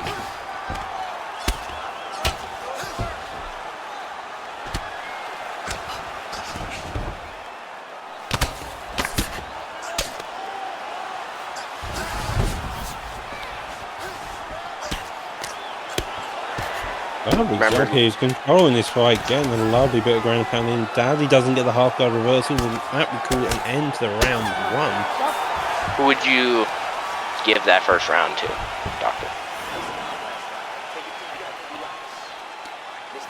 I'm not particularly sure. Both of them had aspects in which they were looking cleaner, and both of them had the ground control on the top. I think I would have to give JoJo that first round. I think I'd have to give him the slight edge with a 10-8. There has been a lot of grappling in this card, it seems like, so far for VFL30 prelims, ladies and gentlemen. Remember, the VFL30 main event, TMF Crypto, coming up as the challenger for the Xbox Division 1 Championship against EK Bang Bang, the current reigning, defending, undisputed VFL champion. Be sure to tune into that.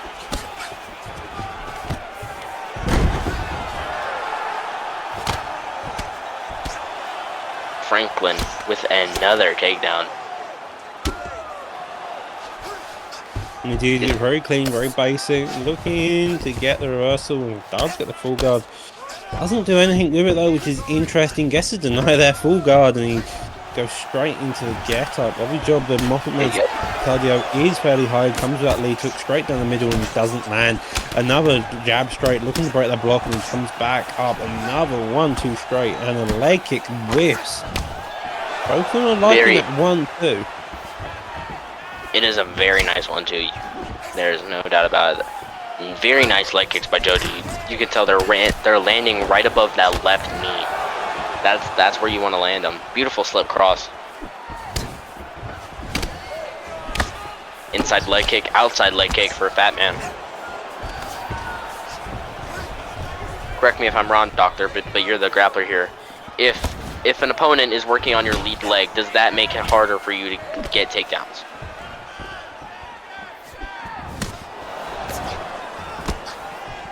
What, as a grapple? Well, the fact of the matter is, when you go for a takedown, the leg kick is one of the biggest threats. Pressure is another threat. Because if you shoot a takedown and mistime it, normally the leg kick's going to stun and possibly get the drop on you.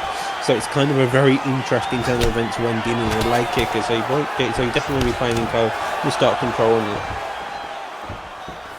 Good to know. Mo Fat Man is landing a lot of these slip crosses. It's really going to dial in for these later rounds. But JoJo with the takedown, 1 minute and 30 seconds left in this second round. After this, we have the main card of VFL30. Dude, it's been a fantastic fight with the prelim, main featured fight over the prelim. Gets a deny there, good job. In the case of Mohammed Man, does get another deny. Again. Nice. 50 seconds left on the clock, and this is a very much back and forth fight. It has been very back and forth. I think JoJo's been controlling the grappling while Fat Man has been controlling the striking, but you can't count Optimus out. Optimus is a clean fighter. There's nothing you can say about that. As you can see, Mo Fat Man is now he's looking for the takedown, but it gets denied. He looks for sprawl, it gets denied. Or he looks for the over-under clinch, it gets denied. Gets the half guard transition at the very end of the round. I think that's another round for JoJo, Doctor. I think that's two up. Yeah, indeed. Fantastic job by JoJo just controlling it, and it's been Beautiful. A fantastic fight back and forth. Beautiful leg kick. Another leg kick. And would you think having to defend takedowns and getting your leg kick, do you think that would make your takedown defense worse? Because when you're getting shot in, you have to try and essentially run away from your opponent to not let him get that takedown. Do you think that would take a toll on your takedown defense since your legs are getting slowly injured? Yeah, well, if your leg kicks do start dying, it's going to be a bit of an issue. That 1-2 straight, and it's very nice. The taunting on the other hand, another leg kick buys, and with that being said, we're back and forth again. Fantastic job here. Both of them starting off very in peculiar manner. I might be wrong here, but I could have sworn I just saw a Fat Man fake glove touch JoJo. He stuck his hand out to touch JoJo's hand and then faked it with a 1-2. And then JoJo's like, man, what the fuck? Good luck kicks by both men.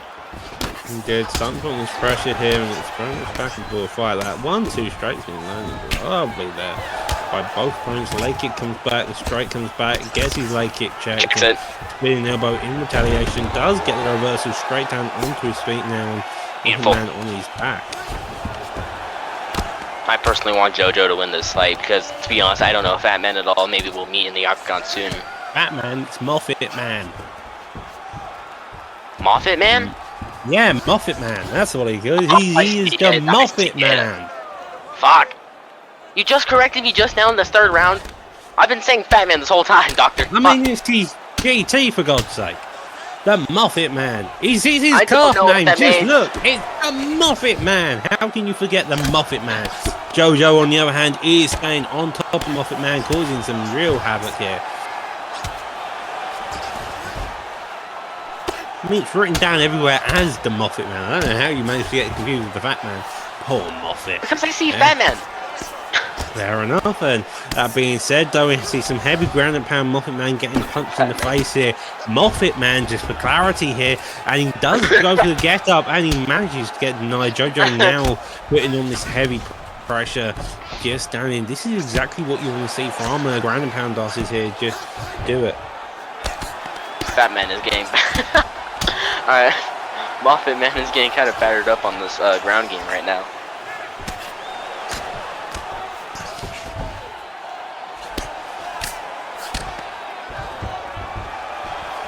Hopefully, Moffat Man getting up, and that means hopefully on a future card. Oh, Moffat Man's hurt.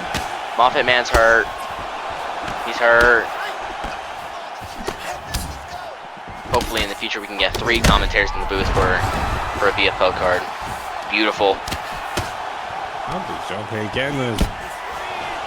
Ooh, that hook is landing cleanly. Lovely job there, and straight follows. And 30 seconds left on the clock. So far, as you said, JoJo is being the major one here. That hook landing. Beautiful. Oh, he's so close to getting finished here, and Moffat Man is just standing in the knees to trip.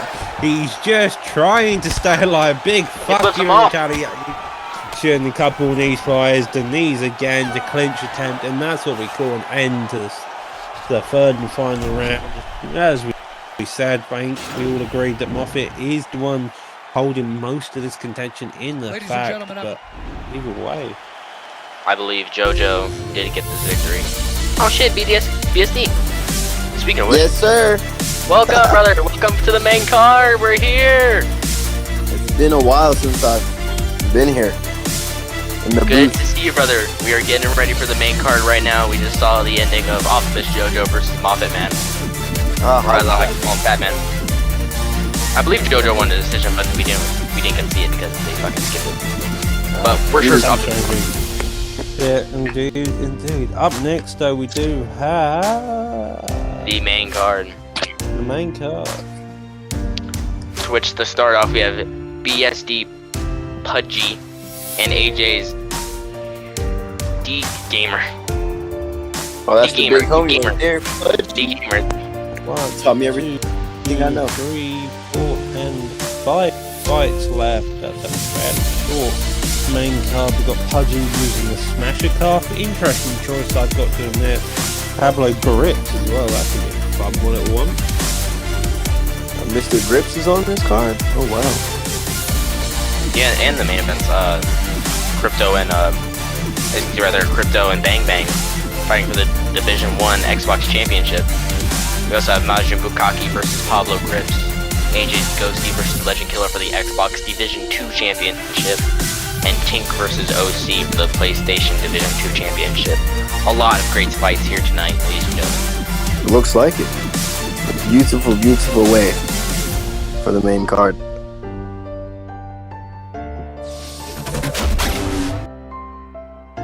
But let's begin. AJ's D Gamer versus BSD Pudgy. Let's begin with the main card.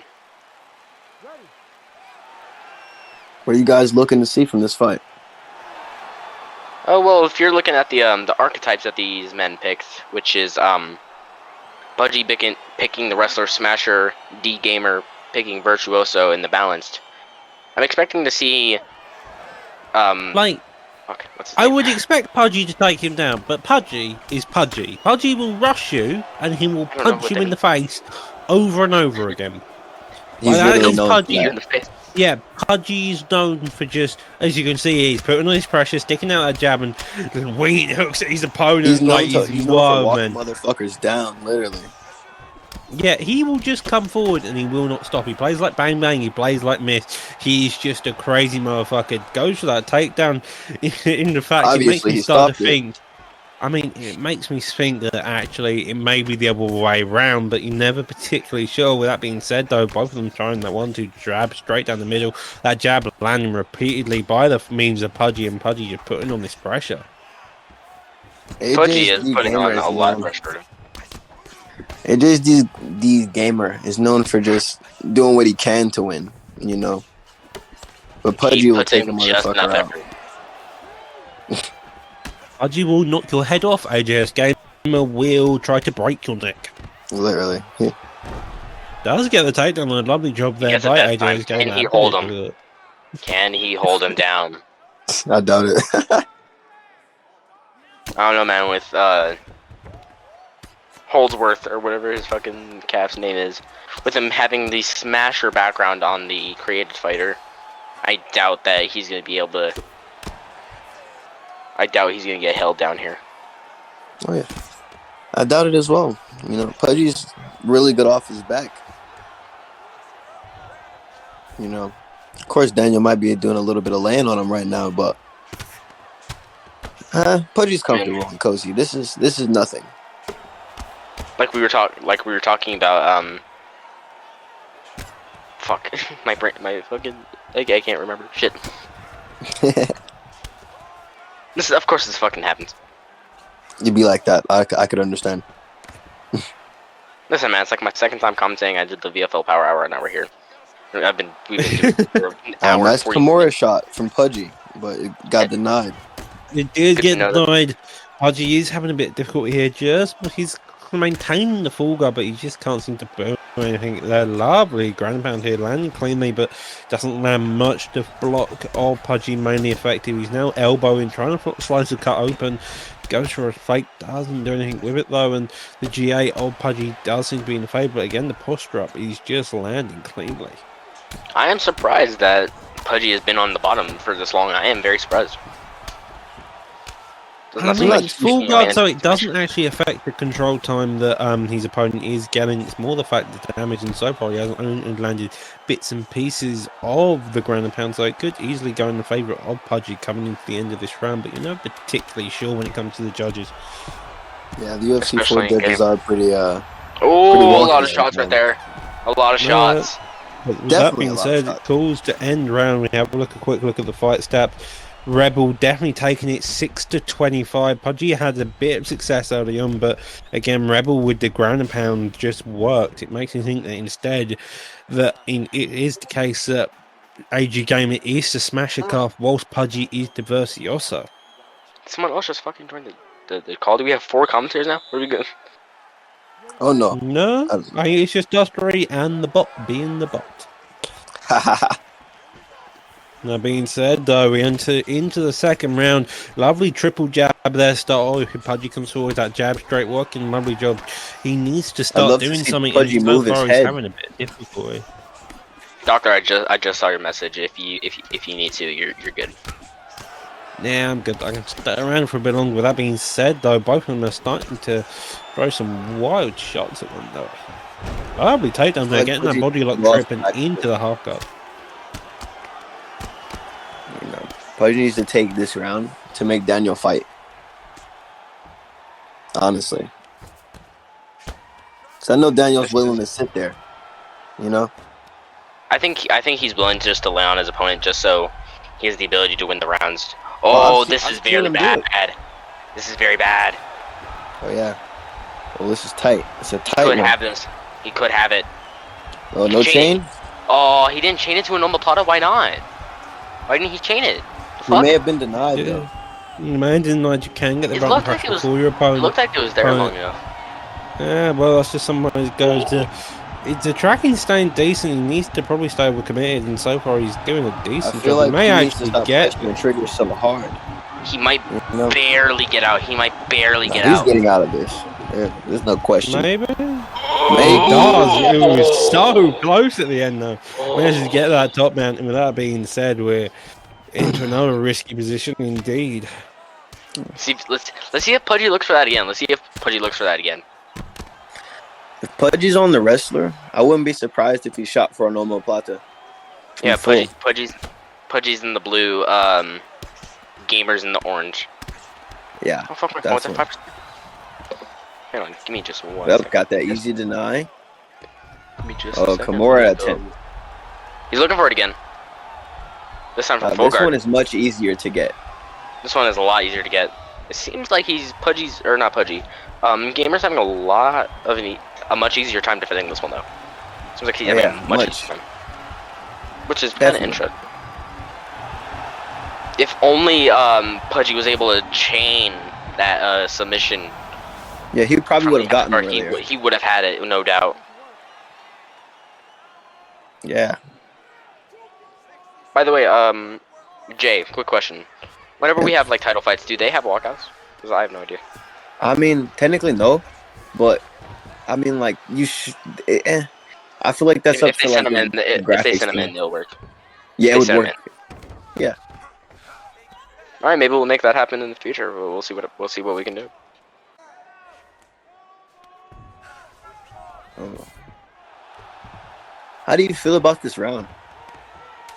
This round's been, it's been very close. Listen. If this was a real fight and we were looking at unified rules of like the UFC, Pudgy would have won that round because he was very close to finishing that fight on multiple occasions on the ground. But with the EA judges, Pudgy landed more strikes and he had more control time, so the game's gonna give it to him. Yeah, Madero's. I don't know. I feel like the fight could be 19-19 or. Motherfucker, he almost lost. He almost just lost. Why are you talking? Anyways, go ahead. Yeah, I'm saying like that was almost 19. In my eyes, that's a 19-19 fight right now.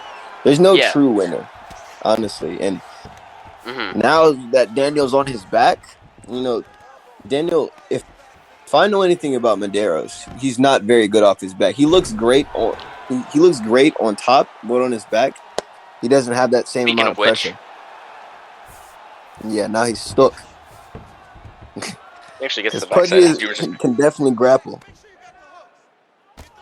I think that's what we've been waiting to see from Pudgy is the grappling, but he just wow. Nice reversal. Nice. Reversal. See, right there, what Gamer should have done is he should have went for the Kimura. He should have went for that, because from Virtuoso, you do have that ability to go for the Kimura. That's what he should have went for. Definitely. I think right here, Pudgy needs to look for a guillotine or a full guard armbar. It's probably his best bet right now. Honestly, because Daniel's willing to lay there, and if someone's willing to lay on top of you, you got to make sure. You got to make them uncomfortable there. You got to make them not want to be there, because if you don't do that, they're going to be there, and they're just going to get the round. As long as you're winning, as long as you're on top, you're winning technically in this game. In this game, that's the issue with this game, is they don't look at the submissions. Or like from being on bottom. Yeah, it's kind of sad, but nevertheless, Medeiros is doing what he needs to do to get a win. If the judges put it in his favor, but if I know this game how I do know, Daniel might be on top 20-18. What's funny is we were watching the Zion fight that's on the prelims or the early prelims earlier, and I was mentioning the fact how Zion almost wins all of his fights by split decision, and then guess what? Fucking Zion wins by split fucking decision. Full guard Kimura. No, he's not grabbing this one. He's not getting it. He's not getting let go of it. Too many denies off. He just needs to let go of it. He just needs to let go of it right now. He just needs to let go. So overall, this has been the case of Rebel just holding him down, Pudgy having a bit of success on the feet, but then getting taken down and just getting worked to a decision so far. It does get a reversal here, but again, I think it may just be a bit too late, especially with a minute left on the clock. And he gets a lovely deny there, but that doesn't mean much when you're coming to the end of the round. That was definitely a fake? Yeah, I'm positive that was a deny. I think it was a deny because of the stun. I don't know. Look, I mean, either which way, they're back on the feet. The stun and Pudgy knees. He does get a flying knee there, and he misses it. And it's over. And it's over. 30 seconds left. Pudgy not making any bean pies tonight. Jay, do you know the fastest knockout in the VFL yet? Like, is that something we know? It's pretty short. Like, it's I can look it up right now. Give me a second. I mean, we had one tonight at 33 seconds. 33. Yeah, we had a 33-second. The fastest KO in VFL history is 25 seconds. Oh, so you were just behind. He was 8 seconds behind. Oh, it was a really good knockout too. It was. That being said, though, we're going to the next fight of Shoba versus Virtuoso with Pablo Grips versus Manny Clean Buka. Pablo's definitely the favorite walking into that fight. Definitely. Minus 500, if you know what I mean. That is a very big favor. That is very big. Pablo. If I know Pablo, Pablo was probably one of the most gifted strikers on this game. Oh, I'm so sorry. Oh. You know what I mean? But I have not seen Pablo fight, but that is a giant odd swap. I have seen Majin Bukaki fight one other time, and I think that was on the VFL Power. I fought both of these guys. I've beaten Majin once, and Pablo steamrolled me when I first got the game. Like around that By the way, time. Jay, you still want that boxing match? I'm offering. I'll take a boxing match. Don't get me wrong. I ain't running from nobody. I think I'm either fighting fucking if Vigo pulls out of the fight with Hernandez, I think I'll be the replacement, and then I think whoever wins that fight, I'll be fighting them. But if they don't give it the champ, then I'll call you out. We'll make it happen. Call me out, man. I might not be the best boxer, but I'll knock you out. Ooh. I mean, I don't know, man. I fought on fight night 2, and then I had my return on 13, 14. Hey, man. He was 14. I'm not. I've been in the boxing for a while. Folks getting through this fight. We got Grips versus Majin Bukaki. You know, we got the Cav King and Pablo Grips. Oh, okay. We're changing sides. What the fuck are we doing, guy? Oh, he's been running no HUD. Pablo. Oh, really? HUD. No, he's running dynamic HUD. Not like I'm saying he went from running no HUD because you know he's turning all the on. He was doing something else. Okay. He may have been competing in Showtime for all we know. That being said, though, does touch the gloves, and the pink-haired beast is looking to put on a show against the almighty Pablo Grips. Hey, Doc, it's funny that you bring up Showtime because I'll be fighting for a belt there sooner or later. Not sooner or later. Sooner or later, which probably means you haven't got the belt yet, and then nowhere near it. Oh no! Like I'm like one fight away. Like the next fight is the belt fight. Yeah, I don't like Pablo is fighting. well. Bit more. I do like being able to see my stamina and the health. It makes me know when I need to kill my opponent. With that being said, though, Pablo misses it. Does attempt to take down and does get it. Lovely job there. Wow. Major Buka, whatever the fuck your name is. What's your car? Your car Bukaki. fighter's name? I'm just gonna call you I'm just gonna call you pink-haired emo for this card. You are cousin we were watching Schlimp. We were watching Schlimp earlier. And, Doctor called him emo kid. And Doctor had a fight on this card too. Oh, you did? Apparently. Yep, which I completely forgot about. Perfect transition by Pablo. Yeah, there we go. Beautiful. Lovely job by Pablo, getting the posture up here, and now starts running his ground and pound. Nearly does get it, that block. He is completely gassed. Good block. Bukaki, good coat. Oh, wait, no, he's using Shobo, so he doesn't have it. I was going to say, he could go look for a rolling knee bar on Pablo right there, but he is running his Shobo, so he does not. Shoot for that too. Perfect. Nice, but, nice. I feel like both of these guys will be trying to keep the fight standing. Yeah, well, we did see a takedown shot early on. The gas. Bukaki just shoot a takedown. Nah, but he's on a boxer though. You know what I mean? Like I'm pretty sure that might have been a panic takedown. Really? He goes for it again. There was nothing really to panic, and here we see Pablo holding the more dominant position. Does get out. Pablo still having a bit of suffering here. Been elbowed. You still thinking that? Bukaki wants to strike? You still thinking it? I think Bukaki wants to make this a dirty match. The pink-haired Derek Lewis version here, wanting to land some big shots. Lovely dash kick there, doesn't land. He's doing a lot of damage right now. Yeah, he really is. Pablo's having no real answer to anything. The cardio's even lower. That lovely jab gets it and takedown. That was beautiful. That was lovely. That was gorgeous. Underdog pulling off some stuff. I assume Bukaki's a plus 500 underdog. Something like that. But I mean, he's definitely. If these were live odds, that number's going down. What he's done so far in this first round, I am very shocked at those. Oh, beautiful. Pablo, armbar. Go, go. Fuck. Go, go. No, no, no. Bukaki just sitting there going, no, stop it, no. Oh, good denial. Good denial.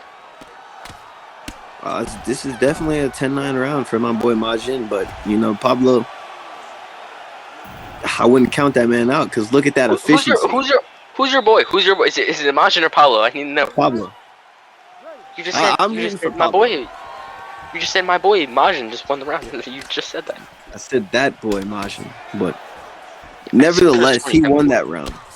No doubt, he definitely won that round. I don't know. Maybe we'll see another decision. Oof. Oh, jeez! Oh, Pablo that was gorgeous.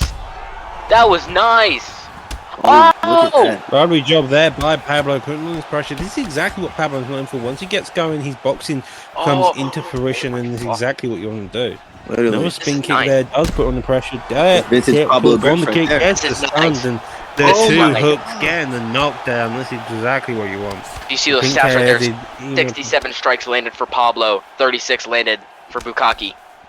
He's definitely even this fight back up. He's definitely bringing it back. Oh my God, look at that boxing. Yo, Jay, you need to get Pablo, your boy, in the fucking CPC, man, because he has fucking striking. Oh, lovely job. Oh, nasty slip hook. And that is it. Oh, please do the wonder flip. Oh, please do the wonder flip. Oh, please do the wonder flip. Please do it. Do it. Yes. There it is. Yes. Good shit. Good shit by Pablo. All right, on to our title bouts of the evening. To start off, we have Legend Killer and AJ's Ghost, also known as Brandon Montoya, fighting for the Xbox Division 2 Championship. After that, we have the PlayStation Division 2 Championship being fought for by Tink and OC. And then the main event of the evening, EK Bang Bang, the defending undisputed VFL champion, taking on the top contender TMF Crypto for the Xbox Division 1 Championship. Let's get ready for these title fights, gentlemen. My bets for these 3 title fights, I got the Legend Killer winning this fight, I got Tink winning the co-main, and I got Crypto winning the main event of the evening. Let's begin. I wouldn't count out old man Montoya, man. He can strike. Montoya can strike, and I know that for a fact because I fought Montoya in the CFC. I fought that man. That man right there, that red-headed motherfucker. I fought him. That red-headed Viking man. I don't think he was red-haired when I fought him. It's like he's dunked his hair in the blood of his victims, looking to add the Legend Killer onto his list of victims here to make his head even more potent red. I might need to make a return. Brandon's fighting for a belt. Might come take back what's mine. From what I know from when I fought this man, Brandon Montoya likes to be outside the pocket. He likes to use those leg kicks and body kicks to get in that pocket, and then he likes to tee off on his opponents. He likes to use that lead leg for those inside leg kicks. He likes to use them a lot. See right there, what did I tell you? Right there, boom, boom. He likes to use it. Legend Killer, on the other hand, he likes to sway a lot. He likes to do a lot of giant counters. He doesn't like to just hit the puny little hook after the counter. He likes to go, boom. He likes to hit them a giant shot. He likes to hit with a giant shot whenever he gets those sway opportunities. As you see right here, Brandon Montoya is getting, he's getting lit up right now. Brandon Montoya just got hurt, and then his body got a little bit damaged, and now his head's getting back to his head's on the chopping block right now. Legend Killer's looking very solid in this first round. So I'm telling you, bro, Legend Killer, he's looking nasty right now. I haven't seen this guy fight, so I definitely. You haven't seen Legend Killer fight? Never. Really? Okay. I took a break from, the VFL for a second because I've been fighting in like 3 other leagues. Yeah, I feel you. That's 3? That's puny. Bro, when I used to fight too many, like I tried to like tone it down. Right. Yeah, I think that's what I needed to, because when I started off my career, I was fighting. Like, I think I was doing CFC, CCL, and like one other league. But now I'm in the VFL, the SCC, the DCC, the VFL, the CBC, the CCL. Like doing a lot of leagues. That 5-round fight is definitely an interesting one. And so far, the maintaining fairly high cardio. Oh, nice big check. Pull back there, and he does. That is a very nice check. I'm actually going to be leaving a few leagues right now. Give me just a second. Don't worry, I am still watching these fights, but I'm just leaving a few leagues for this very second. Well, great takedown by Brendan Montoya. Great way to just take that leg and just trip him. What I'd like to see is some decent ground control from Montoya. Montoya is... He seems all around, but it seems like his striking's a little bit better. Nice deny by Legend Killer. Very beautiful deny. Can't teach that kind of patience, man. It cannot. That is instinct. Oof, nice big ground shots by Montoya. Alright, who'd you guys give that first round to? I think we can all agree that is Legend Killers. I don't know, man. Takedown, I'm not like... If I was the judge, I don't know. Like, that's super... That fight's super close, and Brandon did get the takedown. So, you know... Either way, I don't know. It's hard to judge. Definitely hard to judge. Because, you know, Legend Killer did look a little better standing up, but he didn't do anything that Brandon didn't do. You know? Faster. Like, I'm afraid there weren't any rocks in that round. You know, the one besides like these leg kicks. Jeez, he's melting Brandon right now. Wow, beautiful head kick. Yeah, Legend might come out on top with this one. Are we going to see Legend Killer as the new champion? Maybe. Or Montoya show off that veteran instinct and keep that belt. Brandon Montoya is a former champion, isn't he? Yes, sir. Oh, look at that sway. 2 or 3 time champion now. Maybe we can see him pull out the champion and just win this fight. Because I am also fighting Legend Killer. Patience between both of these fighters. I am also fighting Legend Killer on one of the. Jeez, big kick by Brandon Montoya. Beautiful. Brandon hurts him. He's hurt. Ooh, now Brandon's that was a big one too. And it's over. Your new Xbox Division 2 champion of the VFL, Legend Killer, ladies and gentlemen. That is something you like to see. I love the celebration. Yoel Romero walking out of the cage. That was perfect. Body uppercut to rear hook. And a lead hook. Beautiful. And now onto our co-main event of the evening. Pink fighting OC for the PlayStation Division 2 Championship. Who you guys got winning this one? I don't know. I've only seen Tank fight one time. I've never seen OC fight. So I'll say Tank just for the fuck of it. We'll just fuck it. So we'll roll with it. We'll go with it. So here we go. Co-main event. Tank is the current champion. Current champion. As OC is the challenger. And as you can see right there, the main event for the Xbox Division 1 Championship, EK to the Bang Bang, the undisputed champion, taking on the top contender, TMF Crypto, also known as Travis Turbo. That old man has hands on him. TMF has hella hands. Nah, but Bang Bang, he's known for knocking motherfuckers out. Yeah, I mean, so is Crypto though. So is Crypto. You're right, but, you know, I know you know Bang. I've only seen Bang fight one time, and that fight got fucking corrupted.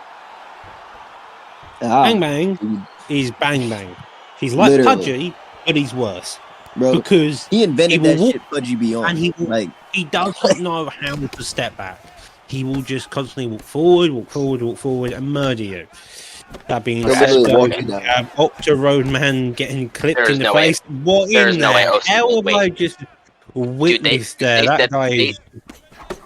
They set this fight to fucking bantamweight weight, dude. There is no way OC made weight, dude. Check this motherfucker.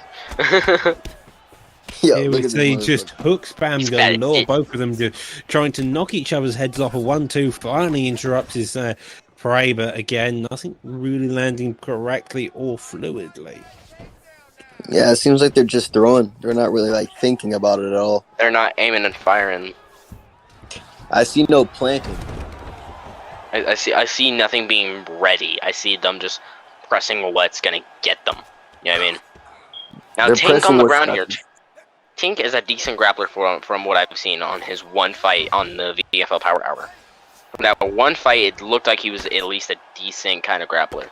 But let's see if he can hold OC on the ground. Or we can see OC become your new PlayStation Division 2 champion. I mean, you know, I feel like Good we all know denial what by elite OC. grappling looks like, especially Doc. Especially Doc. Getting that beautiful Americana tonight. I mean, don't knock me down. Simple as that. I will just come back and try to break every orifice you have, from the neck to legs to toes to arms. Nice rubber guard. Lovely job there. That did get the 9, did get out of it though. 2 minutes left on this clock. Fairly slow pace, especially compared to what we did see on the feet. He has got an arm triangle there if he wants to do for it. Does get the posture up and probably is looking for this. He's missing the more. denies that he should be getting. Especially when you 100%. decide to fight on a vanguard. If you're not getting these denies in full It doesn't guard, say it doesn't say what they're fighting on. It just says unknown for both of them. you can only get rubber guard on the vanguard. Really? Okay, so yeah, so one of them is using the BJJR Cup. Would make sense for their striking abilities as well. They're trying to board Damian Meyer and strike on the feet, whilst also then realizing that maybe the grappling would be the better place. It probably would, because, you know, fighting on the vanguard, you have to be almost perfect. dude, you have to know what you're doing. You can't just throw on Vanguard and just do whatever. You have to know. You got to be hunting for a sub, or, you know, hunting decision wins. You know what I mean?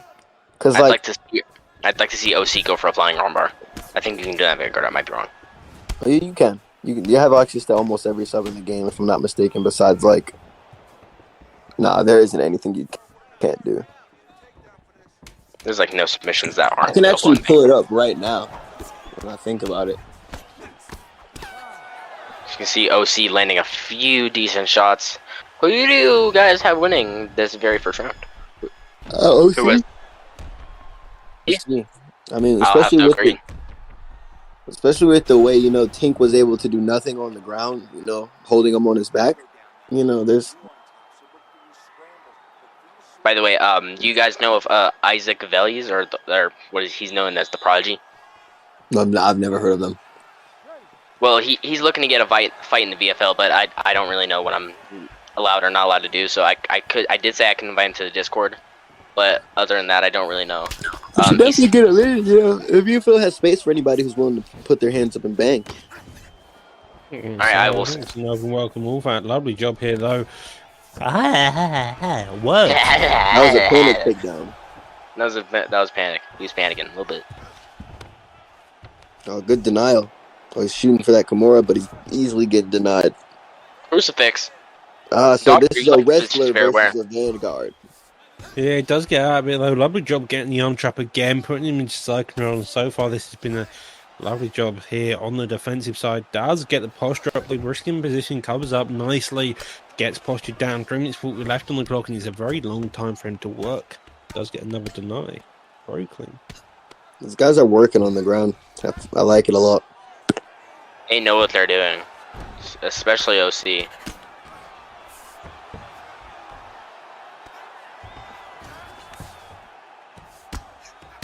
I will say though, it is sometimes nice to not be in that cage fighting and out here in the booth. Especially with my my start so far to the VFL. You know, it'd be like that. We all have a. By the way, speaking of which, Jay, have you figured out what I DM'd you about Um. you know what I'm talking about, right? I don't want to say it publicly. Yeah. Well, that's true. Oh yeah, I can definitely help you out. If you just want to DM me after the card. Yeah, facts. We can hop in the Xbox party if you want. Oh, I'm down. Bet. Yeah, I can definitely help you out. Sounds good. No, I mean with the. Yeah, I know. Like, we're gonna talk about it. Like. Okay, yeah, sounds good. Yeah, I'll message her after The this. murder mystery investigation into the person who dipped their hair in red blood. With that being said, though, leg kick starting off. Lovely job. 1 minute 30 left on this clock so far. I'm not sure who had the most controlled time, but both of them seem to be fairly stable in terms of health and stamina. So it's a fairly peaceful second round. Both standing on the outside, coming in a bit, and the double uppercuts fired randomly, but not really hitting anything. That hooks again. Hooks have been the mainstay of both of them, just trying to look for their homes in one place or another. Jay, are you singing, lad? Do I hear you in the background singing? Nah, you? nah, man, you didn't hear that. I heard that. Anyways, let's get back to this fight. Who do you guys have in the second round with 40 seconds left? I mean, like, this has been back and forth, honestly. Tink has been, like, a little bit better laying on top of him, but he hasn't done nothing. Right. This is more of like that the fight, the start of the main card. I think it was that fucking I have to go back. Pudgy and Gamer. Yeah, definitely. It Something like that, but more of that. I mean, that was honestly. I have 2-0. I have 2-0 OC. I have 2-0. I got OC winning those first 2 rounds. Actually, I feel like looking at those stats, no, I think. Actually, no, I think. Okay, in my opinion, I think OC has the 2 rounds, but statistically, Tink probably has both 2 rounds. So we're just gonna go ahead and say Tink has both for the first 2 rounds, just to be more statistical. But in my opinion, I have OC winning the first 2 rounds, but you never know.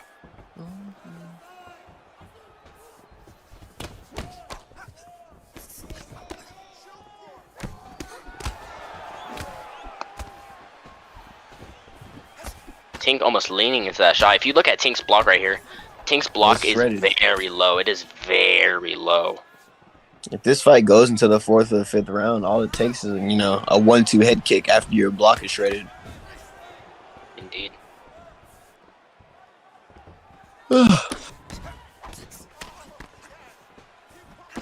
Yeah, we had this fight on the prelims that was like, it was very weird. It was like both of the fighters were being really, really patient, but they were playing defensive, but they weren't defending anything. They both just had their back on the cage for like 2 rounds straight. It was weird. Ooh, lovely job there. That block of Balboa's been.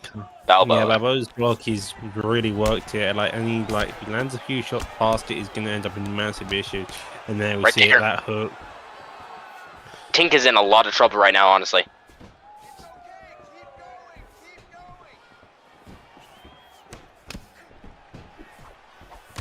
You know what I'd like to see? What would you like to see? A reversal submission. That would be nice. Like, for example, like a flying guillotine from Sprawl. That would be nice. Yeah, or like a bulldog choke from a single leg deny. I have never. How do you do that? Is that left trigger, right trigger, left D-pad? It's left trigger, right trigger, LB. Left LB. That's what I meant to say. Yeah. Basically, yeah. You said the right thing. Well, I said D-pad, not bumper. Almost the same thing. Almost. Beautiful rubber guard. See, rubber guard's nothing if you can't hold it, though. That is true. You know, it's basically just, a waste of time. Indeed. You know, but I'd like to see a lot more offensive grappling from OC if he's going to be on the Vanguard, because, this sitting on your back bullshit. He's not really doing anything with Vanguard. Yeah, he's not giving him a chance. He's not giving him a reason to I might be wrong here, but if OC has a omoplata. Yep, that wrestling omoplata, the one that I spoke of earlier. Can you chain it to a gogoplata in wrestling? You may. I don't think so. I don't think they might. I don't think they have that chain available. They do. They They do? do, He's but been no the thing different doesn't before he really has it. matter when you're ended up nearly getting the escape. That's the thing. Like chains are somewhat important, but it does depend on the submission you're firing. In terms of Kimura to armbar, it's decently important. The other ones not so much. They do help, and it's good to get. The Like a go-go triangle. plata train is really OP though. I'm not gonna lie. That's true. It works if you can get them. You know, if you can get your sub locked in. Without good sub offense, it means nothing because the chains help the other people get out faster too. Indeed, that is very true. I think, look, going into this fourth and it's just a final, but going into this fourth round, I think we have, like, if we're looking at the stats, I have OC winning third, Tink winning 1 and 2. Definitely. Tink, I don't know. I saw OC winning the first and the third, but the Tink. That's what I think too. I think he's won all of them. I'm gonna be honest. He could. I don't know. It's highly debatable, but you know, it just depends on the person we're talking about. Plus, because they're both missing a lot of denies that they probably should be getting. So, like, you know, the fight's almost even to an extent. To an extent, very true. Like, I don't know. Like, I feel like ground control only matters if you're really dominating. If you're able to opponent. control it. Yeah, you have to be able to control it. You can't just like lay on them. That shouldn't count as control to me. Because you're not controlling anything. You're just kind of just sitting there. Yeah, but laying on someone and making them not move, then, you know, that's control. But, you know, I don't know. I feel like there's just like when they're moving. Like denying someone over and over, that's control. Exactly. Oh my gosh. And that's it! Tink is still your PlayStation Division 2 champion. And still. Man had to fight some controversy right there. But you know, that's why you finish people, so you don't need judges. We were just talking about those judges' scorecards, and then boom, it's over. On to our main event of the evening. EK Bang Bang versus TMF Crypto for the Division 1 Xbox Championship. In my opinion, these are probably the best Xbox players in the VFL right now. Just wait until I come back. Or we're gonna need to do some sparring. Just wait for me to come make a run at both of them. I'll grapple fuck them into oblivion. Maybe not. I may get my head fucked off. It's a fun one either way.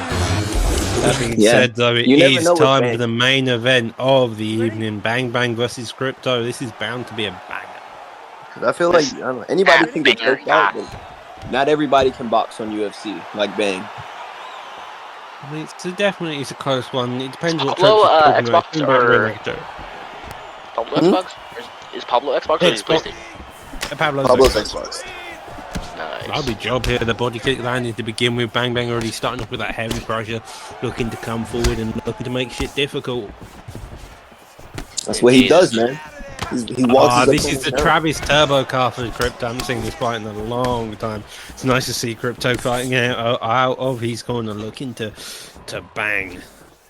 Ha. Jokes.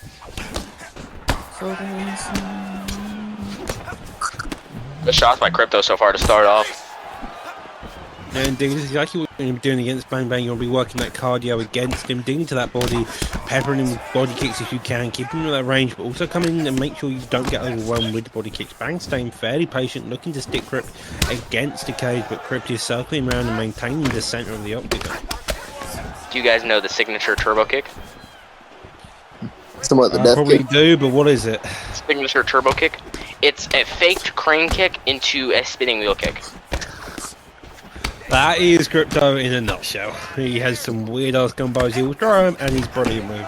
Like, lads, a lovely job there. Sneaking him down. Both of them using the jab very well as well. The body. There you go. Sneaks that body shot in after the head kicks. Did to the leg up top. He's just so happy. He's content. He's coming in and out of that pocket, just looking to pick shots apart of Bang Bang. Bang Bang having a bit of difficulty with the boxing. There we go. Lovely job into that body again. Moves out of the way, getting the uppercut in through the way and seeks another straight. Bang Bang looking to land, but he's having a bit of difficulty just finding any shots to sneak in between the blocks and shots of Kryptonite Key. Crypto is looking very nice right now against Bang Bang. Like Bang Bang is putting up, like they're both doing really good. It's the thing about Crypto, he looks really good. As soon as he loses his flow, it's going to become a bit of an issue. But as When long that as he block manages is to done, Bang might knock him out. That's another thing about Crypto is his headman is kind of sketchy, so you have to. So if you Bang Bang, you're gonna be knowing that. But so far, Crypto's also using a lot of footwork as well to stay out from taking those shots. So it's working fairly well for him so far. It is working. He's using Bang style against him. He's fighting like Bang, and the Crypto Bang is beating the Bang. Indeed. Bang versus Crypto Bang. You know what they say though? What's that? Everyone has a plan until they get knocked down. That is true. Then they start panicking. Big. What was that? Left hand from Bang Bang. That was big. That was huge. Wait, Nice but look at Bang's stamina. Look at Bang's stamina. This is the thing about Bang Bang is he doesn't have the stamina. You don't need stamina when you're knocking motherfuckers out. Okay? Is it over? Head health is none. He's so close to getting finished, but Crypto's going to survive into the second round. Wow. After having such a dominant performance to begin with, Bang Bang finally sneaks that shot in and gets a drop. Wow, what a change of events. Old man. You ready? See what happens? You ready? Like, literally. The old man walks around with a cannon in his gloves. He said, I got something on my sleeve. Check this out. Boom. Boom, beautiful shot. And he got that second knockdown with a jab. I just noticed that. In that first round, he knocked him down with a left hook, and then the crane kick dig up his body, upper hand throws, spin kick to follow, and he's just trying to finish Bang Bang here, but he just doesn't actually land anything clean off the stun. That being said, digs the body and Bang Bang putting on his pressure again, leading that lead hook and that jab, and so far he's just chipping at the block health and that block.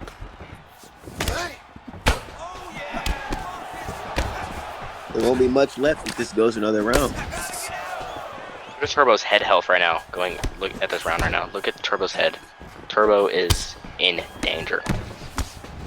Indeed, Bang Bang being the title holder, and you can definitely see why. He faced a bit of adversity in the first, but so far he's maintained a calm and composed structure here, just looking to piece it together apart and pick his opponent apart. And it is working so far. It's that patient pressure. Can't count Turbo out though, yo. You never count anybody out. I'm gonna fucking Here we go. Lovely job here, looking to get that slip. Both of them starting to finally find the rhythm within the boxing. Bang Bang putting on this pressure, making sure Crypto's all behind that black line. Misses the crane kick, goes for a hook, doesn't land it, and a body shot follows suit. Crypt now in the pocket, just looking to trade that block. Now starting to go. Is Bang looking also for a pullback, and so far both of them seem to be just trying to find one significant shot to kill each other with. What Crypto did a little bit earlier in this round was very smart. He hit Bang Bang with a teep kick to kind of put off that pressure. And I'll say it again. Hopefully I don't fucking curse Turbo by saying this. But you look at his stamina. Lovely sidestep there. One of the main ways of dealing with Bang Bang is when he comes pressure, clinch him up, then tie whip him, move him to the side, and then hope you can get him. Put his back. You gotta make him uncomfortable. Yeah, you do. Maybe take him down would be the action here so far.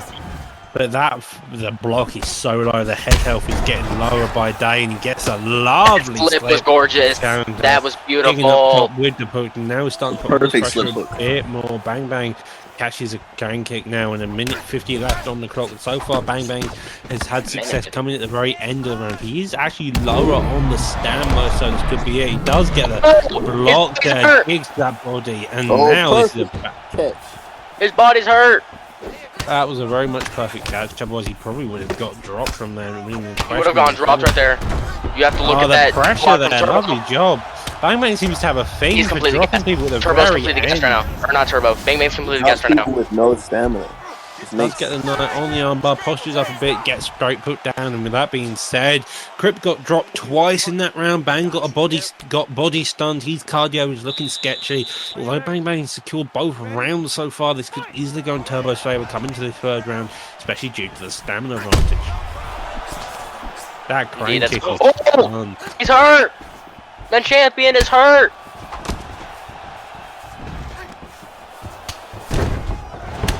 Lovely trip there. Get that Bang Bang trip, going beautiful. straight down, straight into the half guard. Interesting to him to start to grapple. We've all seen Bang Bang is known for the strikers. I'll be interested to see how he grapples. Right in the half guard. Now looking for the ground and pound up top, but doesn't get it. Does get the knight on the sweep. Another posture up and gets up, probably wanting to be on the feet instead. So that's just where he's comfortable, and that's where he knows he's got the power and the hands to do so. If you look at those stats right there, Turbo landing 77 strikes, Bang Bang landing 70. Turbo landing more, but being hurt more. Turbo's really focusing on that body. You can really tell he's focusing on it. You can really see him going for it. Did you guys see that slip? That was a beautiful slip. Yes, I did. Oh, that block is so low, Crypto. Bang needs just to double up on the jab, maybe throw an overhand and you're done. The crane kick there by Crypto is definitely showing promise, but it just isn't such a wild shot to throw. Lovely body shot there, does sadly miss. The rear hook missing, the body kick lands though, and Bang Bang is definitely suffering in the cardio department. Crypto is definitely banging more on the kick inside, does land the kick. And he's hurt! Again. The champion's hurt again! Turbo needs to look to kick right after hurting. He needs to look to kick, not punch, when he hurts him. Honestly, I think Bang Bang just needs to go jab cross head kick. Just send it. Oh. But I wouldn't know. I'm not the undisputed champion at this very moment. But we could be seeing a new champion here soon, ladies and gentlemen. Oh, very lovely fake there. Does get the lead hooks done. A wild uppercut in the retaliation. The Bang Bang Bang Bang ducks, try to reduce damage on the body. The body now splashing. Crypto's looking to start to take a more dominant approach coming into the third round. I'm nervous for Turbo right now. Bang Bang needs to look for a finish, I want to assume. He's won 2 rounds, but Turbo needs to start kneeing. Win this. Turbo needs to start kneeing. He needs to start kneeing that body. That was a beautiful fake, but if only it landed. This is exactly what you get when you. And it's over. Beautiful. That's why we don't count out the old man.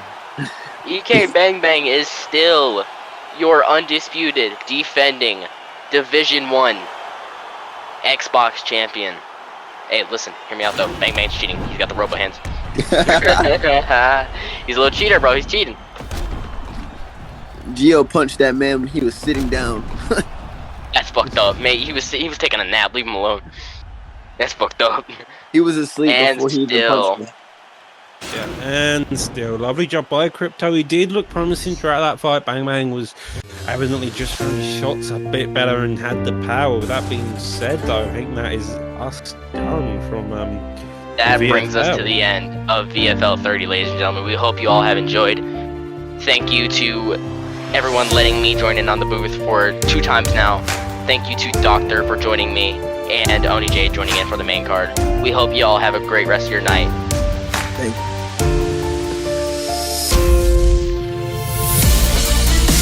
you.